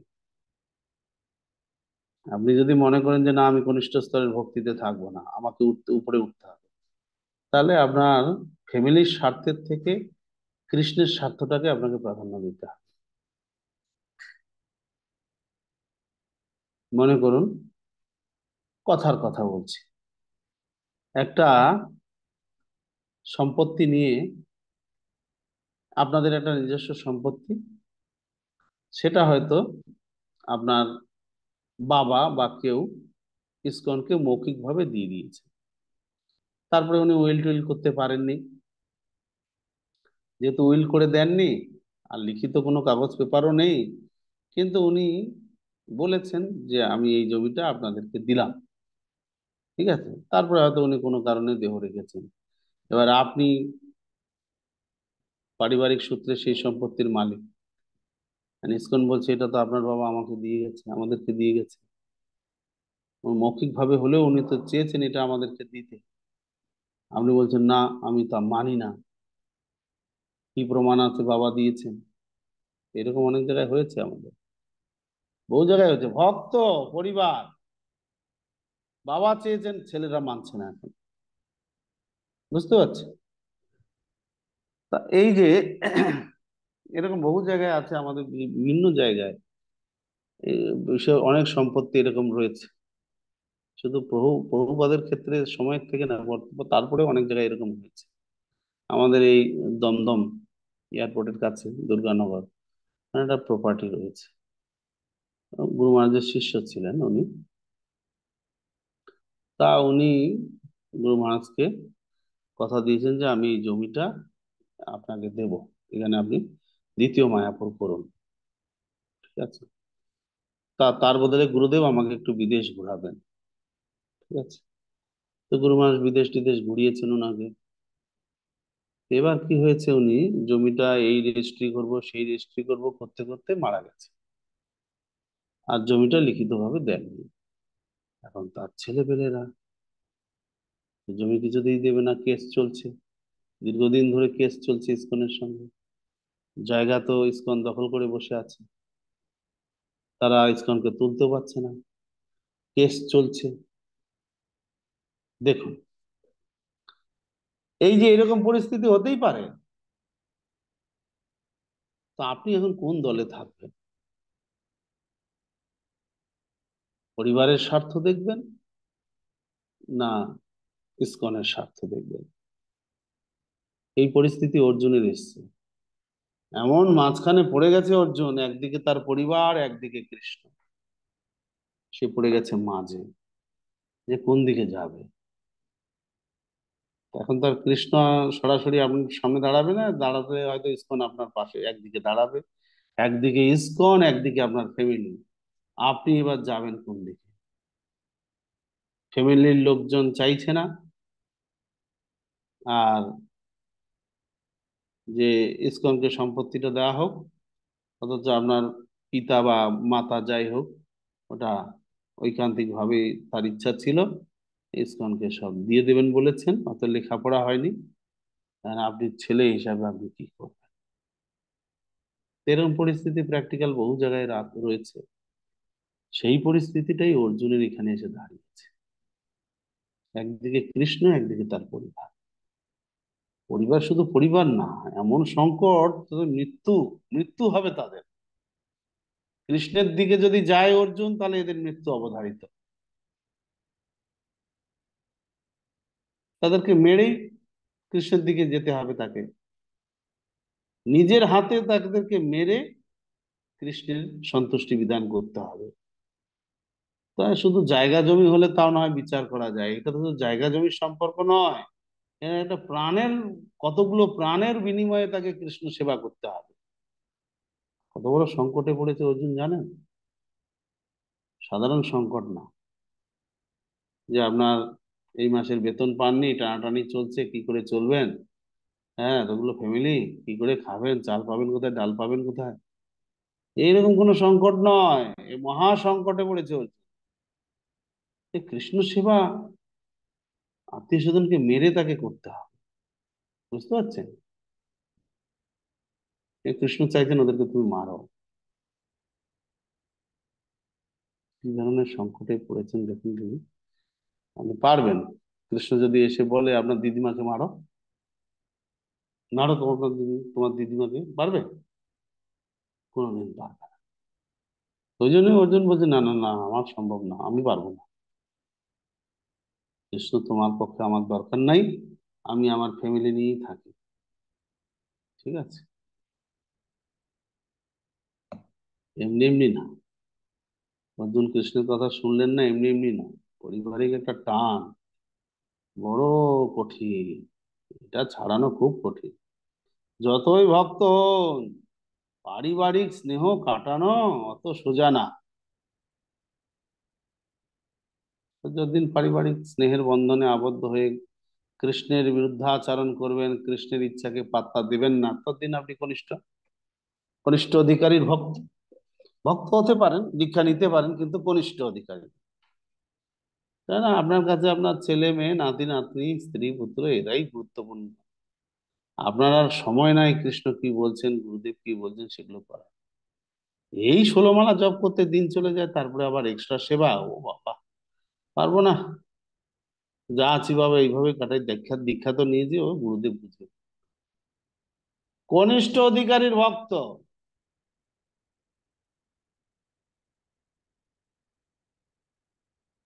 কনিষ্ঠ অধিকারীর ভক্ত, কনিষ্ঠ অধিকারীতে থাকলে আমাদের উন্নতি ঘটবে না আধ্যাত্মিক। আমাদেরকে চেষ্টা করতে হবে মধ্যম অধিকারী কমপক্ষে উঠতে, লক্ষ্য তো উত্তম অধিকারী ভক্ত হওয়া, কিন্তু না হলে অন্তত পক্ষে মধ্যম অধিকারী স্তরে আমাদেরকে পৌঁছানোর চেষ্টা করতে হবে, কনিষ্ঠ অধিকারীতে থাকলে চলবে না। হুম? তার সুখ ভোগ চায় না অর্জুন, এটা একটা যুক্তি দিলেন। পরের শ্লোক, এখানেও সুখভোগের কথাই বলা হচ্ছে। কিম নো রাজেন রাজ্যেন গোবিন্দ কিম ভোগৈর্জীবিতেন বা যেষামর্থে কাঙ্ক্ষিতম নো রাজ্যম ভোগা সুখানি চ তয়িমেব স্থিতা যুদ্ধে প্রাণম ত্যক্তা ধনানি চ আচার্য পীতা আচার্য পিতরো পুত্রা তথৈব চ মহাপিতামহা মাতুলা শ্বশুরা পৌত্রা শ্যালা সম্বন্ধিনস্তথা এতান্ন হন্তুমিচ্ছামি ঘ্নতোऽপি মধুসূদন অপি ত্রৈলোক্য রাজ্যস্য হেত কিম नु মহি কৃতে নিহত্য ধার্ত্র রাষ্ট্রাণ্য কা প্রীতি স্যাৎ জনার্দন। হে গোবিন্দ, আমাদের রাজ্যের কি প্রয়োজন, আর সুখ ভোগ বা জীবন ধারণেরই বা কি প্রয়োজন, যখন দেখছি যাদের জন্য রাজ্য ও সুখ ভোগের কামনা তারা সকলেই এই রণক্ষেত্রে আজ উপস্থিত। হে মধুসূদন, যখন আচার্য পিতৃব্য পুত্র পিতামহ মাতুল শ্বশুর পৌত্র শ্যালক ও আত্মীয় স্বজন সকলেই প্রাণ ও ধনাদির আশা পরিত্যাগ করে আমার সামনে যুদ্ধে উপস্থিত হয়েছেন, তখন তারা আমাকে বধ করলেও আমি তাদের হত্যা করতে চাইবো কেন? হে সমস্ত জীবের প্রতিপালক জনার্দন,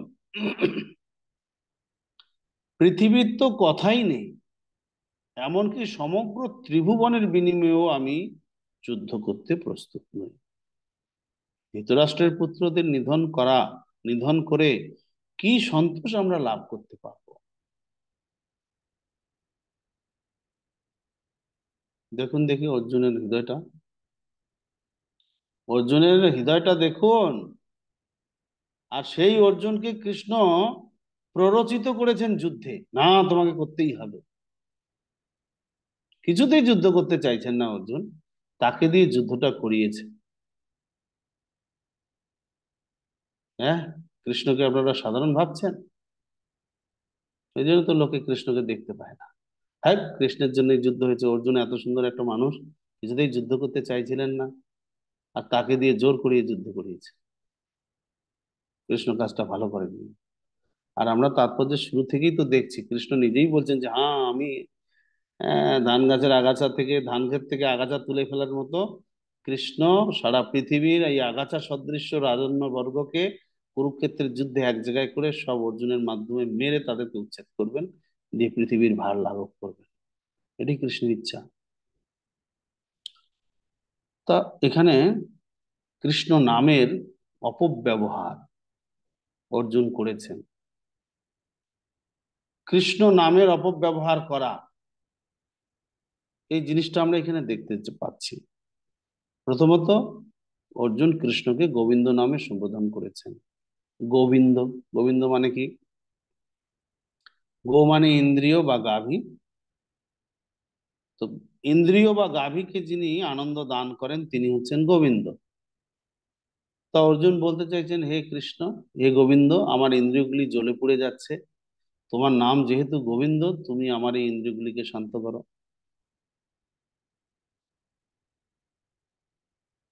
আমি তোমার সেবা করব না।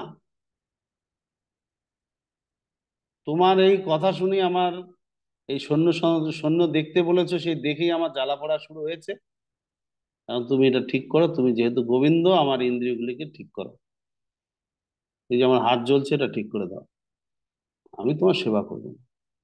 তো প্রভুপাদ বলছেন, গোবিন্দ তখনই আপনার ইন্দ্রিয়ের আনন্দ বিধান করবেন যখন আপনি গোবিন্দের সেবায় ইন্দ্রিয়কে লাগাবেন। গোবিন্দের সেবায় যখন ইন্দ্রিয়কে লাগাবেন, তখনই গোবিন্দ আপনার ইন্দ্রিয়কে সন্তুষ্ট করবেন, আপনি তৃপ্ত হতে পারবেন। আপনি গোবিন্দ সেবা করবেন না, আর এদিকে গোবিন্দকে বলবেন, এই গোবিন্দ আমাকে ঠিক করে দাও, আমার এই সমস্ত দুঃখ কষ্ট কাটিয়ে দাও, তোমার নাম গোবিন্দ সার্থক করো।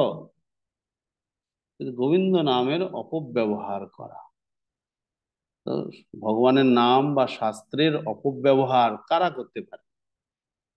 যারা ভক্ত, যারা শাস্ত্র জানে, তারাই অপব্যবহার করবে। আপনি মনে করুন একটা কোনো ল এর অপব্যবহার করতে চান, কি করে করবেন? আপনি যদি লই না জানেন, এই যে পুলিশ টুলিশ এরা যারা আছে, উকিল পুলিশ ব্যারিস্টার, এই সমস্তই ল মেনটেন করে, আবার এরাই ল ভাঙে, এরাই ল এর মিসইউজ করে। তা ওরাই জানে লটা, আর আমরা তো জানি না, সাধারণ পাবলিক কি ল, কি আইন, কিছুই জানি না। তা আমরা ওই যে বুঝতেও পারি না, ধরতেও পারি না, কিন্তু ওরাই আইন আইন ভাঙে, ওরাই আবার আইন তৈরি করে। তো ভক্তরা যেহেতু শাস্ত্র জানে, ভক্তরাই শাস্ত্রের অপব্যবহার, ভক্তরাই ভগবানের নামের অপব্যবহার করে। তো এটা নিষেধ করা হচ্ছে, এটা আমাদের সাবধান থাকতে হবে। এই ধরনের অপব্যবহার ভগবানকে নিয়ে বা ভগবান শাস্ত্র নিয়ে যেন আমরা না করি। একটা উদাহরণ দিচ্ছি, তাহলে অপব্যবহারের বিষয়টা বোঝা যাবে। মনে করুন আপনার পেটে খুব ক্ষুধা, কোথাও নিমন্ত্রণে গেছেন, কিন্তু প্রসাদ পরিবেশন করছে একেবারেই আইটেম কম, তো মানে অল্প করে রান্না করেছে আর লোকজন বেশি হয়ে গেছে। কি হবে? না, হাতা দিয়ে সবজি দেওয়ার কথা ছিল, বুঝতে পারছেন? এখন লোক বেশি এসে গেছে জন্য হাতাটাকে এখন চামচ বানিয়ে ফেলেছেন, চামচ দিয়ে আপনাকে সবজি দিচ্ছেন। আর আপনি পেটুক লোক, চামচ দিয়ে সবজি তুললে আপনার কুলাবে? বলুন। আপনার তো ওই চামচ, 2 চামচ, 3 চামচ সবজি দিচ্ছে, মানে হাফ হাতাও সবজি নয়। 2 বার 3 বার চামচ দিয়ে, চায়ের চামচ দিয়ে আপনাকে সবজি তুলে দিচ্ছে। এমনি বড় হাতা দিয়ে তুললে তার অর্ধেকও হবে না 3 4 বার ধরে দেওয়াতে। তা আপনি তো তৃপ্ত হবেন না খেয়ে। কোন বাড়িতে, কৃপণের বাড়িতে এলাম রে বাবা, চায়ের চামচ দিয়ে আহ, সবজি দিচ্ছে, বড় হাতা নাই? এ কি?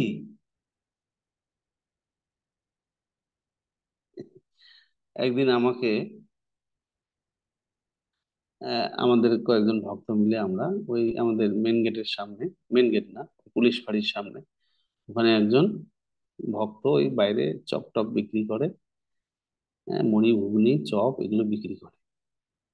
তো আমাকে একজন ভক্ত বললেন যে প্রভু, এই ফোন করছে, চলুন একটু ঘুগনি খেয়ে আসি। তাই নাকি?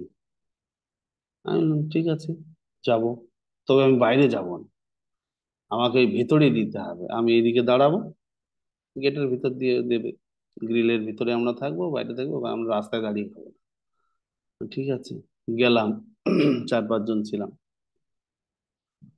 গিয়ে দেখছি ওরে বাবা, ঘুগনি এনেছে। কোথায় ঘুগনি?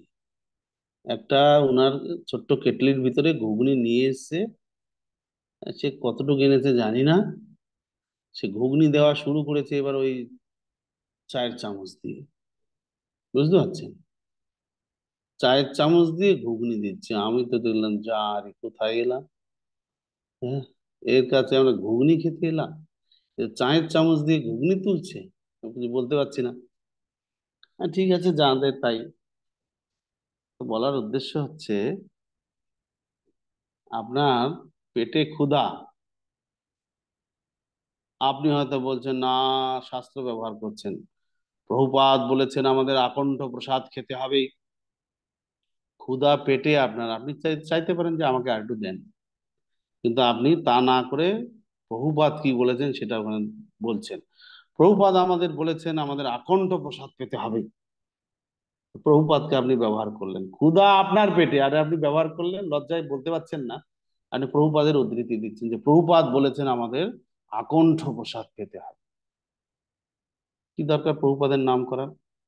আপনি চেনেন যে এই যে প্রভুজি কি মাতাজি, অনেক ক্ষুধা লেগেছে, এইটুকু করে দিলে হবে, আর একটু দেন, ব্যাস। কে আপনাকে না করেছে? খান না, কি আছে, চান, অসুবিধা কোথায়? আপনি প্রভুপাদকে কেন টানছেন? যে প্রভুপাদ তো আকণ্ঠ খেতে বলেছে, প্রভুপাদ আকণ্ঠ খেতে বলেছে জন্য আপনি আকণ্ঠ খাচ্ছেন, না আপনার ক্ষুধা লেগেছে জন্য আপনি আকণ্ঠ খেতে চাইছেন? সেই ব্যক্তি যখন পেট ভরা থাকবে, একদম মহাপ্রসাদ সামনে নিয়ে এসে যদি বলা হয় যে প্রভু একটু মহাপ্রসাদ এনেছে, আসুন পান, তখন সে কি বলবে? না না, মহাপ্রভু বলছেন ভালো না খাইবে ভালো না করিবে, তো প্রভু আপনি তো প্রসাদ এনেছেন, অবজ্ঞা করা তো যায় না। ঠিক আছে ঠিক আছে, একটু তুলসী পাতাটা দে। দেখুন, এই যে কপটতা। আপনার পেট ভরা আছে, আপনি বলুন যে প্রভু আমার পেট ভরা আছে, খেতে তো পারবো না। তো সহজ কথা, সরল কথা হয়ে গেল। কিন্তু আপনি কপটতা করে বলছেন না, মহাপ্রভু বলেছেন ভালো খাবে না ভালো করবে না। এইটাই হচ্ছে শাস্ত্রের অপব্যাখ্যা বা শাস্ত্রের অপপ্রয়োগ। এগুলো কে করবে? এগুলো ভক্তরাই করে। এইটাই সাবধান হতে বলা হচ্ছে আমাদেরকে।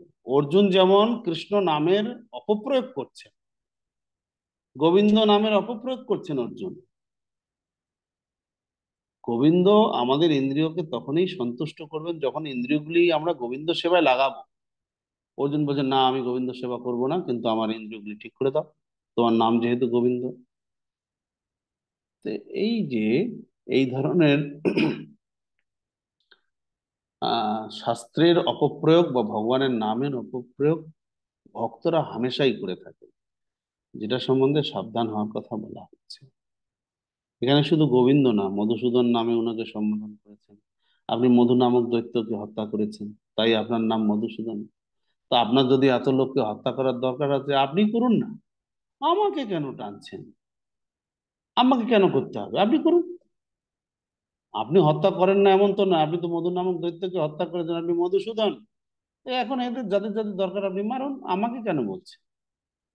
তাই তারপরে তাকে জনার্দন বলছে। জনার্দন কথাটার দুটো অর্থ আছে।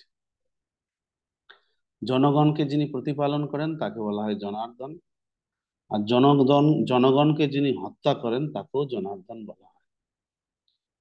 তো অর্জুন জনার্দন নামে সম্বোধন করছেন কৃষ্ণকে, বলতে চাইছেন তুমি তো জনার্দন, তুমি যদি এদেরকে হত্যা করতে চাও, অর্দন কথাটার অর্থ হচ্ছে হত্যা, তা তুমি যদি এই সমস্ত পাবলিককে বা সৈন্যদের হত্যা করতে চাও তা তুমি করো, আমায় কেন টানছো? আমি তোমার সেবা করতে পারবো না। তো কেন অর্জুনকে কনিষ্ঠ বলা হবে না বলুন দেখি? কেন কনিষ্ঠ অধিকারী বলা হবে? এই সমস্ত কারণে তাকে কনিষ্ঠ অধিকারী বলা হচ্ছে। যে আমার রাজ্য দিয়ে কি হবে, আমার সুখ দিয়ে কি হবে, আমার সুখের দরকার নাই, রাজ্যের দরকার নেই, আমি যুদ্ধ করবো। হ্যাঁ, তুমি বরঞ্চ আমার ইন্দ্রিয়গুলি ঠিক করে দাও।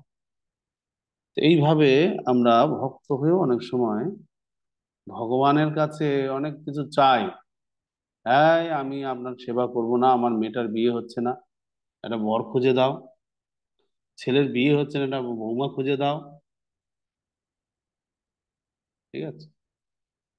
অথবা 50 টাকার একটা প্লেট ভোগ লাগালাম নৃসিংহদেবকে, লাগিয়ে এবার একটা লিস্ট দিয়ে দিলাম, এই সমস্যা, সুগারেরটা কমছে না, হাঁটু ব্যথাটা যাচ্ছে না, এই নানা রকম অশান্তি, ছেলে মেয়েগুলো কথা শোনে না, এর শরীর খারাপ, ওকে ঠিক করে দাও, তাকে ঠিক করে দাও। ওরে বাবা, 50 টাকার বিনিময়ে এত কাজ করাতে চাইছেন ভগবানকে দিয়ে? ভোগের প্লেট তো কিনেছেন 50 টাকা দিয়ে, এত কাজের লিস্ট!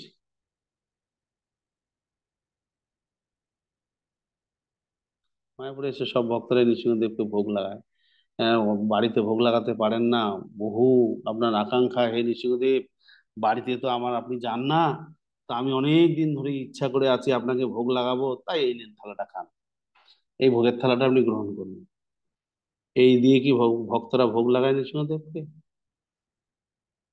কখনোই না। এই নৃসিংহদেব, সংসারে অভাব অনটন, এই বাধা বিপত্তি রোগ ব্যাধি, এই সব কিছু দূর করো, এই নাও তোমাকে ভোগ লাগালাম। এই তো করে, এটাই তো করে। তা আমরা ভগবানকে নিজেদের স্বার্থে ব্যবহার করি, ভগবানের জন্য ভগবানের সেবা করি না। যে ভগবানের সেবা করা উচিত, তাই আমি ভগবানের সেবা করব বা ভোগ লাগাবো, সেটা সেইভাবে আমরা করি। আমরা নিজেদের স্বার্থে, নিজেদের স্বার্থে ভগবানকে ভোগ লাগাই। এই যে আপনারা যারা এখানে আছেন, রান্না করেন বাড়িতে, কতজনের চাল নেন বলুন তো? হ্যাঁ, হাত তুলুন। এই রাঁধুনি কারা কারা আছেন, হাত তুলুন। বলুন, কতজনের চাল নেন আপনি রান্না? বাড়িতে যতজন ঠিক ততজনেরই। আমরা চারজন মানুষ, চারজনের জন্যই যেটুকু লাগে সেটুকুই নিই। তো ভগবানকে তো আপনি মানুষের মধ্যে ধরেনই না, যে ভগবান খায় তা তো হিসাবের মধ্যেই ধরেন না। তো ওই মুহূর্তে মানসিকতা থাকে না।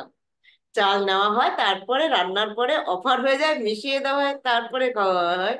মানুষ যে, ভগবান যে একজন, সেইটা মাথার মধ্যে আসে না। তাহলে এবার চিন্তা করুন, ভগবানও যে খান, তিনি একজন ব্যক্তি, তার উপস্থিতি আমার বাড়িতে রয়েছে, তাকে আপনার আত্মীয় স্বজন এলে তার জন্য চাল নেবেন কিনা? হ্যাঁ, অবশ্যই। ভগবান আপনার বাড়িতে এসছেন, জগন্নাথ নিয়ে আসুন, গণিতে নিয়ে আসুন, যাকে নিয়ে আসুন, বা রাধা মাধবের আলেখ্য রাখুন, যেটাই হোক, আপনি নিয়ে এসছেন বাড়িতে, আপনার বাড়িতে আপনি তাকে আমন্ত্রণ করে নিয়ে এসছেন, আর তার জন্য আপনি একটু চালও নিলেন না। হ্যাঁ, আপনাদের পরিমাণে চাল নিয়ে এবার ভোগ না লাগিয়ে খেলে তো পাপ খাওয়া হবে, তো কি করা যাবে, ঠিক আছে ওখান থেকে একটু নিয়ে গিয়ে এই নাও খাও। এই তো আমাদের ভক্তি, আমাদের ভক্তিটা তো এইটাই। প্রভু, ওদের জন্য চাল নিলে ওরা তো খায় না, ওই বাকি যে চালটা তাহলে কি হবে, ও তো পান্তা হয়ে যাবে, তাহলে কি করে কি হবে, প্রতিদিন কি পান্তা খাওয়া যাবে? নানা সমস্যা, তো আপনি তো বলেই খালাস, রান্না তো আপনি করেন না, আপনি কি কি বুঝবেন প্রভু? সমস্যা, তো কি হবে অত এক্সট্রা রান্না, কি করে কি হবে বলুন, এখন ওগুলো নষ্ট হবে না, প্রসাদ নষ্ট করা কি উচিত? নানা যুক্তি, ভগবানও কেন দেখছে আরে এরা আমার জন্য করবে, এই জন্যই ওরা যা নিজেদের জন্য করছে, আমাকে ভোগ লাগিয়ে খাও, ওই গীতাতে তাই বলেছে, আমার জন্য করবে না, আমার প্রতি এদের প্রেম নাই। ঠিক আছে, তোমরা যা রান্না করছো, যা খাচ্ছ, অন্তত আমাকে এক থালা ভোগ দিও, দিয়ে খাও। ওইটাই আমরা করছি। আমরা ধরেন হ্যাঁ হ্যাঁ এটা ঠিক আছে, এটা ঠিক আছে। কারণ এখন কোন দিন কি রুচি জাগে আমাদের, কোনোদিন হয়তো ভাবলাম যে আজকে আর ইচ্ছা করছে না রান্না করতে, একটু মশলা মুড়ি করো, ব্যাস। ভগবান হয়তো ভাবছেন ওরে বাবা আজকে একটু আমি গরম ভাত ঘি দিয়ে খাবো, আর দেখা গেল লাস্টে মশলা মুড়ি দিচ্ছে। কি করা যাবে, কর্তার ইচ্ছায় কীর্তন, কর্তার ইচ্ছা নাই ভাত খাওয়ার আজকে রাত্রে, মশলা মুড়ি দিচ্ছে, ওইটাই খেতে হবে, আর কিছু করার নাই। তা আমাদের হচ্ছে ভক্তিটা কোথায় এবার চিন্তা করি, কৃষ্ণের ইচ্ছাকে আমরা প্রাধান্যই দিই না। বাড়িতে চারজন আছি, কি খাবে আজকে বলো, সন্ধ্যায় কি খেতে চাও? ছেলে বলছে চাউমিন, মেয়ে বলছে না পাস্তা খাবো, আর স্বামী হয়তো বলছে রুটি করো, আর আপনি হয়তো ভাবছেন না একটু গরম ভাত হলে ভালো হতো।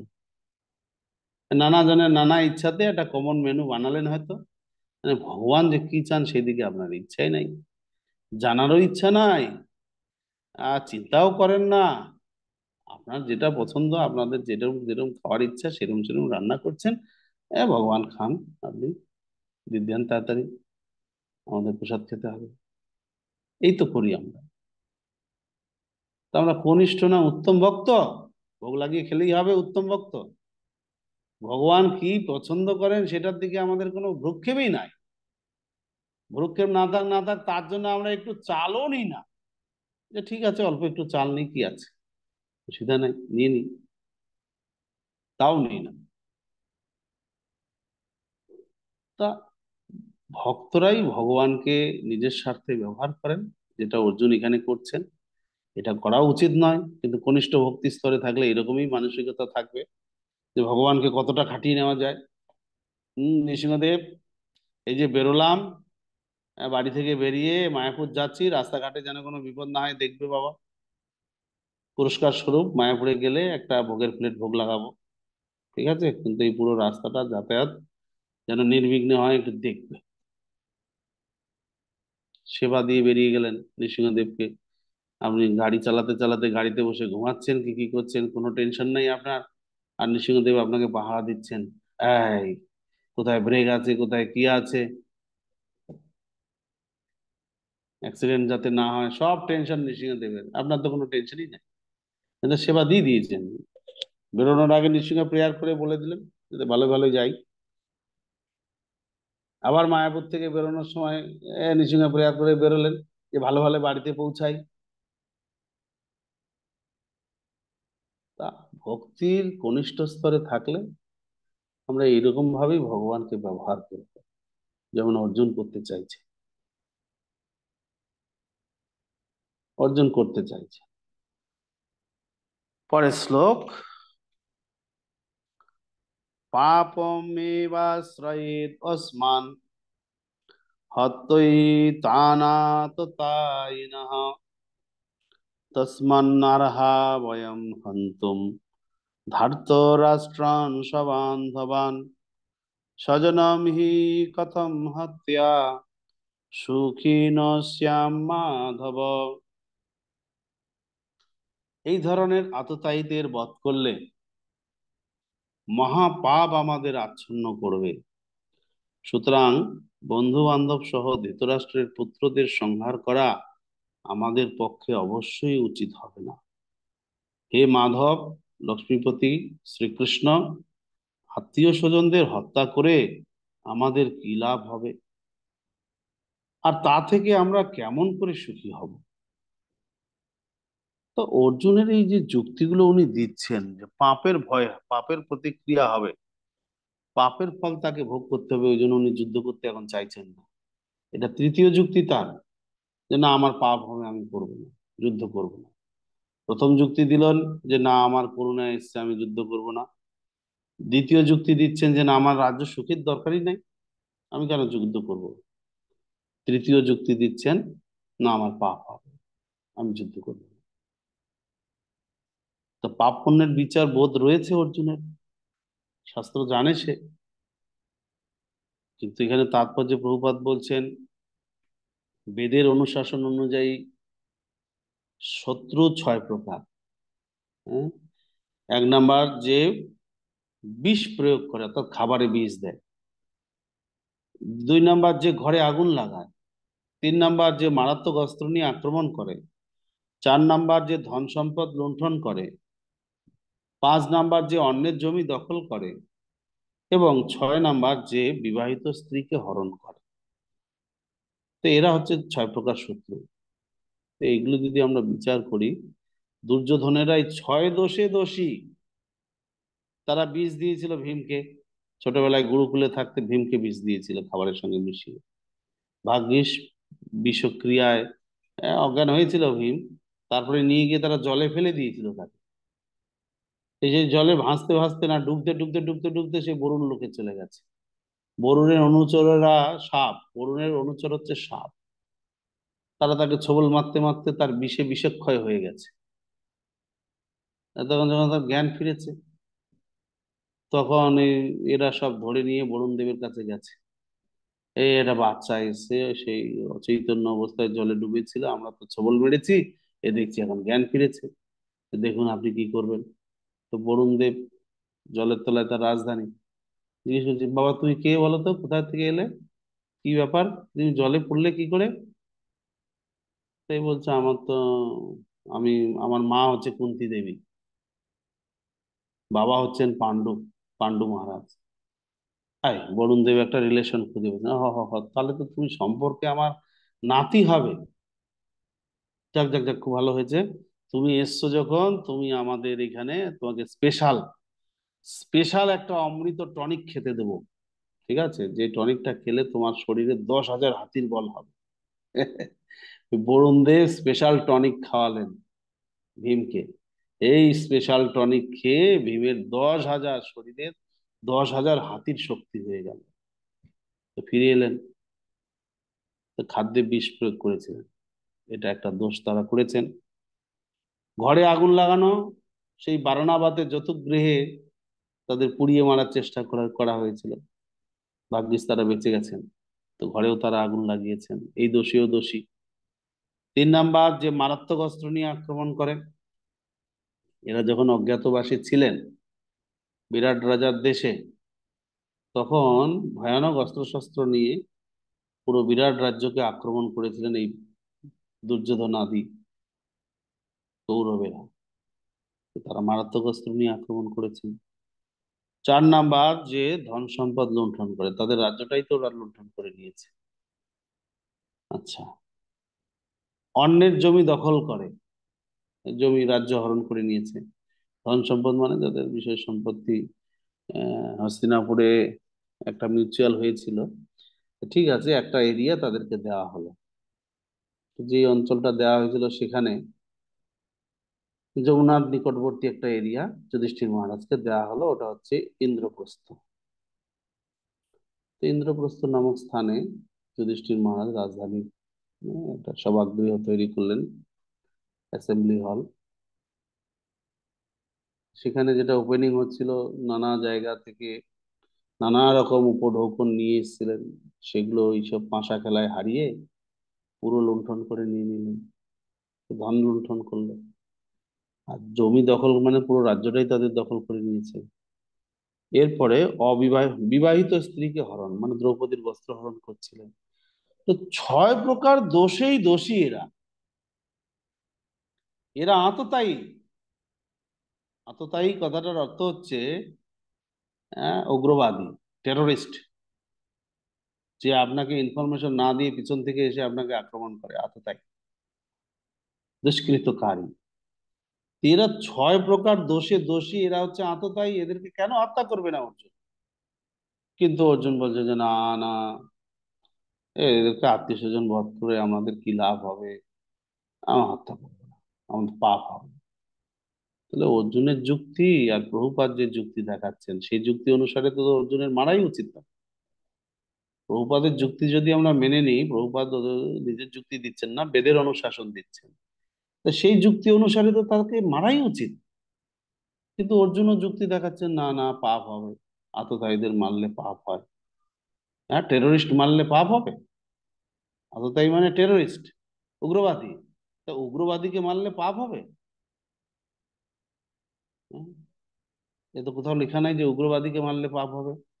আর অর্জুন বলছেন না, এরা আততায়ী হলেও, উগ্রবাদী হলেও মারলে আমাদের মহাপাপ হয়। তো অর্জুন কি মন গড়া যুক্তি দিচ্ছিলেন, না এখানে যে প্রভুপাদ বা কৃষ্ণ যে যুক্তি দিচ্ছেন সেগুলোই মন গড়া? কোনটা ঠিক? আসলে শাস্ত্র 2 ভাগে বিভক্ত। শাস্ত্রের একটা ভাগ হচ্ছে ধর্মশাস্ত্র, আরেকটা ভাগ হচ্ছে অর্থশাস্ত্র। ধর্মশাস্ত্র, অর্থশাস্ত্র, 40 প্রকার ধর্মশাস্ত্র আছে। প্রভুপাদ কোথাও কোথাও 40 বলেছেন, কোথাও কোথাও 20 বলেছেন। 40 প্রকার ধর্মশাস্ত্র আছে, বিভিন্ন প্রকার অনুশাসন সেখানে দেওয়া আছে। একজন ধর্মীয় জীবন যাপন করলে গৃহস্থ, বানপ্রস্থ, সন্ন্যাসী, ব্রহ্মচারী, আহ ব্রাহ্মণ, ক্ষত্রিয়, বৈশ্য, শূদ্র, এদের প্রত্যেকের রীতি নিয়ম অনুশাসন অনেক কিছু রয়েছে এই 40 প্রকার ধর্মশাস্ত্র। তো সেই ধর্মশাস্ত্র অনুসারে অর্জুন যত যুক্তি অর্জুনের সব ধর্মশাস্ত্র অনুসারে দিচ্ছিলেন। কিন্তু প্রভুপাদ তাৎপর্যে বা ভগবান শ্রীকৃষ্ণ যে যুক্তি পরবর্তীতে দেবেন, এগুলো সব অর্থশাস্ত্রের ভিত্তিতে। তাই আমাদের যেন মনে হচ্ছে না না, এটাও তো ঠিক, এই যুক্তিটাও তো ঠিক, আবার অর্জুনের যুক্তিটাও তো ঠিক। তো ধর্মশাস্ত্র অর্থশাস্ত্র যখন মুখোমুখি দাঁড়াবে, কোন সিদ্ধান্তটা আমাদের নিতে হবে? না, অর্থশাস্ত্রের সিদ্ধান্ত আমাদের গ্রহণ করতে হবে। ধর্মশাস্ত্র, অর্থশাস্ত্র দুটো সিদ্ধান্ত যদি আমাদের সংঘাত তৈরি হয়ে যায়, এমন পরিস্থিতি আসতেই পারে যে ধর্মশাস্ত্রে এক কথা বলছে, অর্থশাস্ত্রে আরেক কথা বলছে, এবার আমি কোনটা করব? তখন আমাদেরকে অর্থশাস্ত্রটা মানতে হবে, অর্থশাস্ত্র মেনে আমাদের কার্যক্রম করতে হবে। তা এখানে অর্জুনের যুক্তি ধর্মশাস্ত্র অনুসারে। হুম, তিনি বলছেন আমার পাপ হবে, আমি এই যুদ্ধ করব না। যদ্যপেতে ন পশ্যন্তি লোভোপহত চেতসঃ কুলক্ষয়ং কৃতম দোষম মিত্রদ্রোহে চ পাতকম কথম ন জ্ঞেয়মস্মাভিঃ পাপাৎ अस्मान्निवर्तितुम् কুলক্ষয় কৃতম দোষম প্রপশ্যদ্ভিঃ জনার্দন। হে জনার্দন, যদিও এরা রাজ্যলোভে অভিভূত হয়ে কুলক্ষয় জনিত দোষ ও মিত্রদ্রোহ নিমিত্ত পাপ লক্ষ্য করছে না, কিন্তু আমরা কুলক্ষয় জনিত দোষ লক্ষ্য করেও এই পাপ কর্মে কেন প্রবৃত্ত হব? এর আরেকটা যুক্তি, 4 নাম্বার যুক্তি দেখাচ্ছেন যুদ্ধ না করার, যে না না, কুল ক্ষয় হয়ে যাবে, কুল ক্ষয় হয়ে যাবে, আমি যুদ্ধ করবো না, আমাদের কুল বংশটা নষ্ট হয়ে যাবে, আমি যুদ্ধ করবো না। তো বংশ নষ্ট কিভাবে হবে তার ডিটেলস আলোচনা রয়েছে, এটা আমরা পরবর্তী ক্লাসে আলোচনা করব। আজকে এই পর্যন্তই। হরে কৃষ্ণ হরে কৃষ্ণ কৃষ্ণ কৃষ্ণ হরে হরে, হরে রাম রাম রাম হরে। শ্রীল প্রভুপাদ কি জয়, সমবেত ভক্তবৃন্দ কি জয়, গৌর প্রেমানন্দে হরে হরে। মনোহারিণী পদ্মা দেবী দাসী,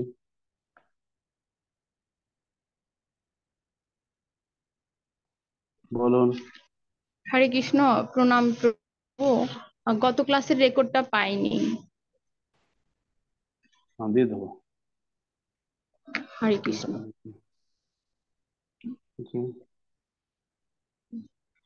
বিজয় দাস,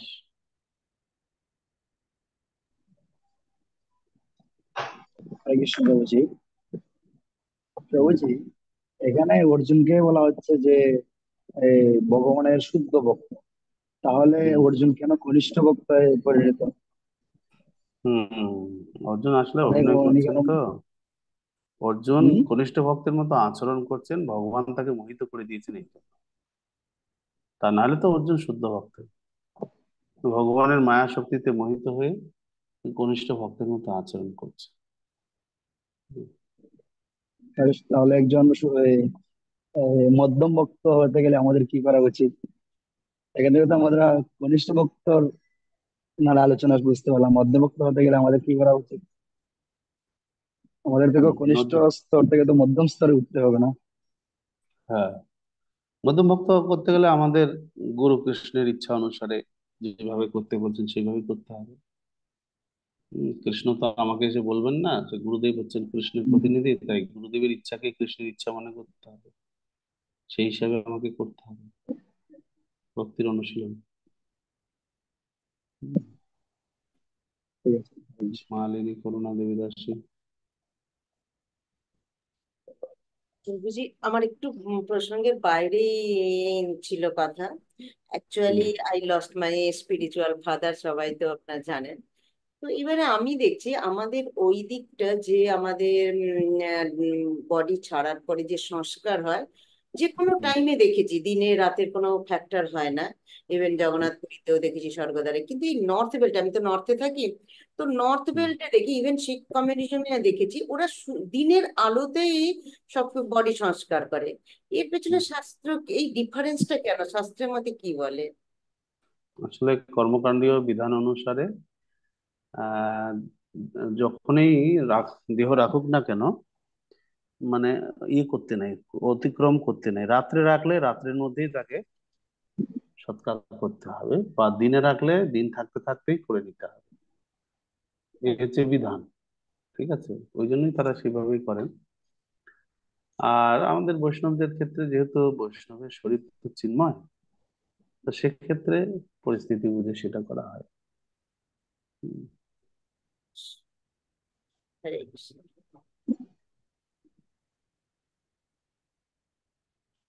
গোপাল পাল,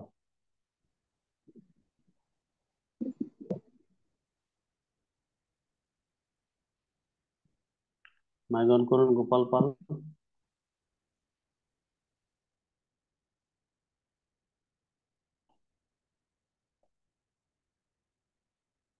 মাইক অন হয়নি, বলুন। হরে কৃষ্ণ প্রভু, হুম, প্রণাম।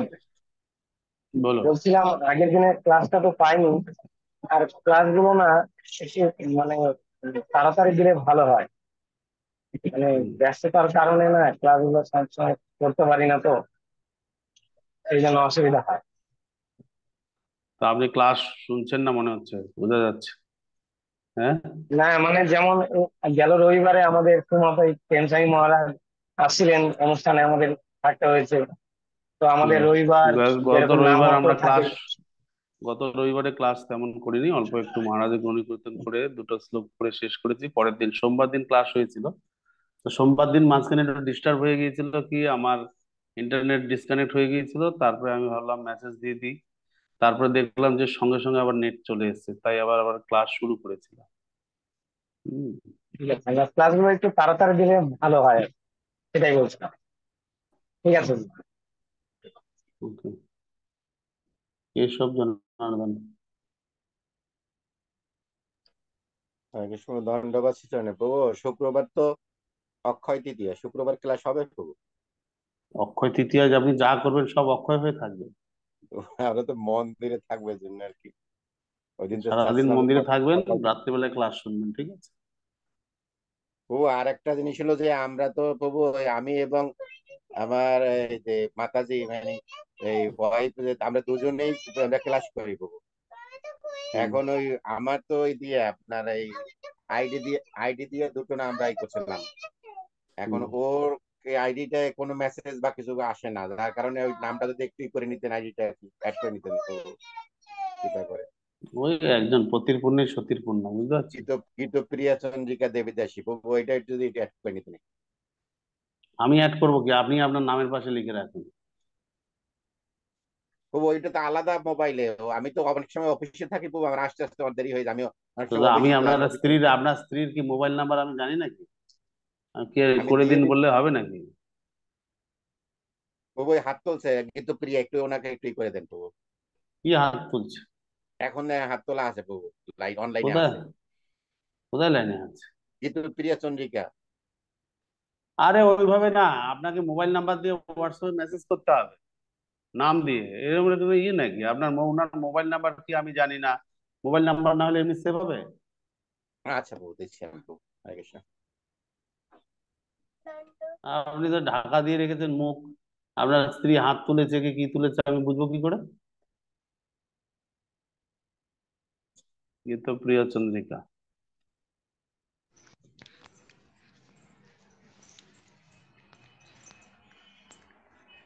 হরে কৃষ্ণ, ধন্যবাদ শ্রীচরণে প্রভু।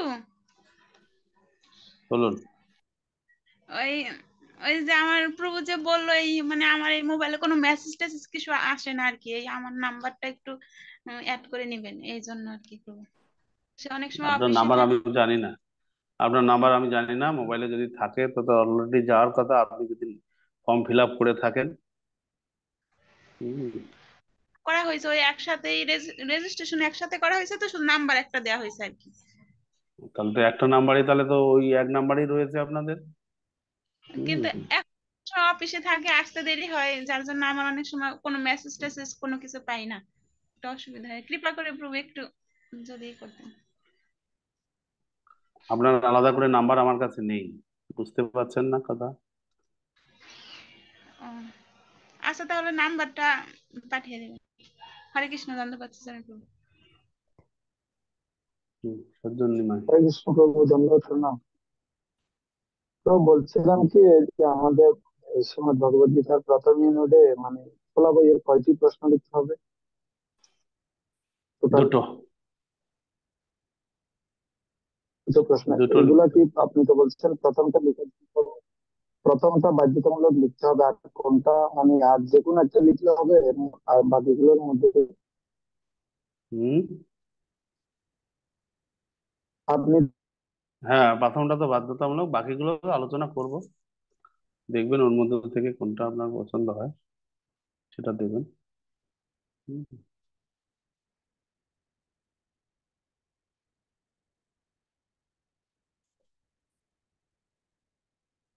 রাজেশ্বরী চিত্রা। হরে কৃষ্ণ প্রভুজি, প্রণাম। প্রভুজি, আমার একটা প্রশ্ন, যে আপনি বলেছিলেন যে আমরা যে সমস্ত কিছুতে কন্ডিশন দেখে ভগবানের সঙ্গে সবকিছু করি, এবার এটাই আমার একটু প্রশ্ন জাগছে মনে, যে তাহলে আমাদের কি করা উচিত? মানে আমরা যেমন নৃসিংহদেবের স্তব করি, বাড়ি থেকে বেরোনোর সময় বলি, বা সন্তানকে ভালো রাখো এটা বলি, তাহলে আমাদের কি করা করণীয়? এটা কি আমাদের অপরাধ হচ্ছে?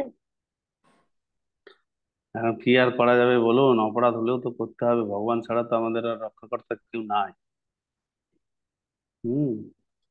নৃসিংহদেব ছাড়া কি আপনার কেউ আছে সিকিউরিটি না, রাস্তাঘাটে অ্যাক্সিডেন্ট থেকে রক্ষা করবে? না, না, ঠিক। তাই আমাদের যেহেতু গতি নাই, ভগবানকে বলতে হবে আপনি ছাড়া তো আমাদের গতি নেই, এখন আপনাকে সেবা অধিকার দিচ্ছি, এখন সেবা করুন, কি আর করবেন। হুম। আচ্ছা, ঠিক আছে, হরে কৃষ্ণ প্রণাম। হ্যাঁ বলুন, কে অপসেট হয়েছে?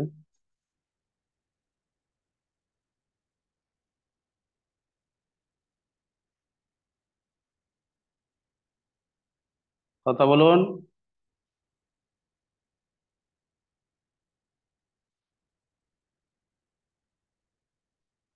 আচ্ছা ঠিক আছে, হরে কৃষ্ণ। প্রভুপাদ কি জয়, সমবেত ভক্তবৃন্দ কি জয়, গৌর প্রেমানন্দে হরি।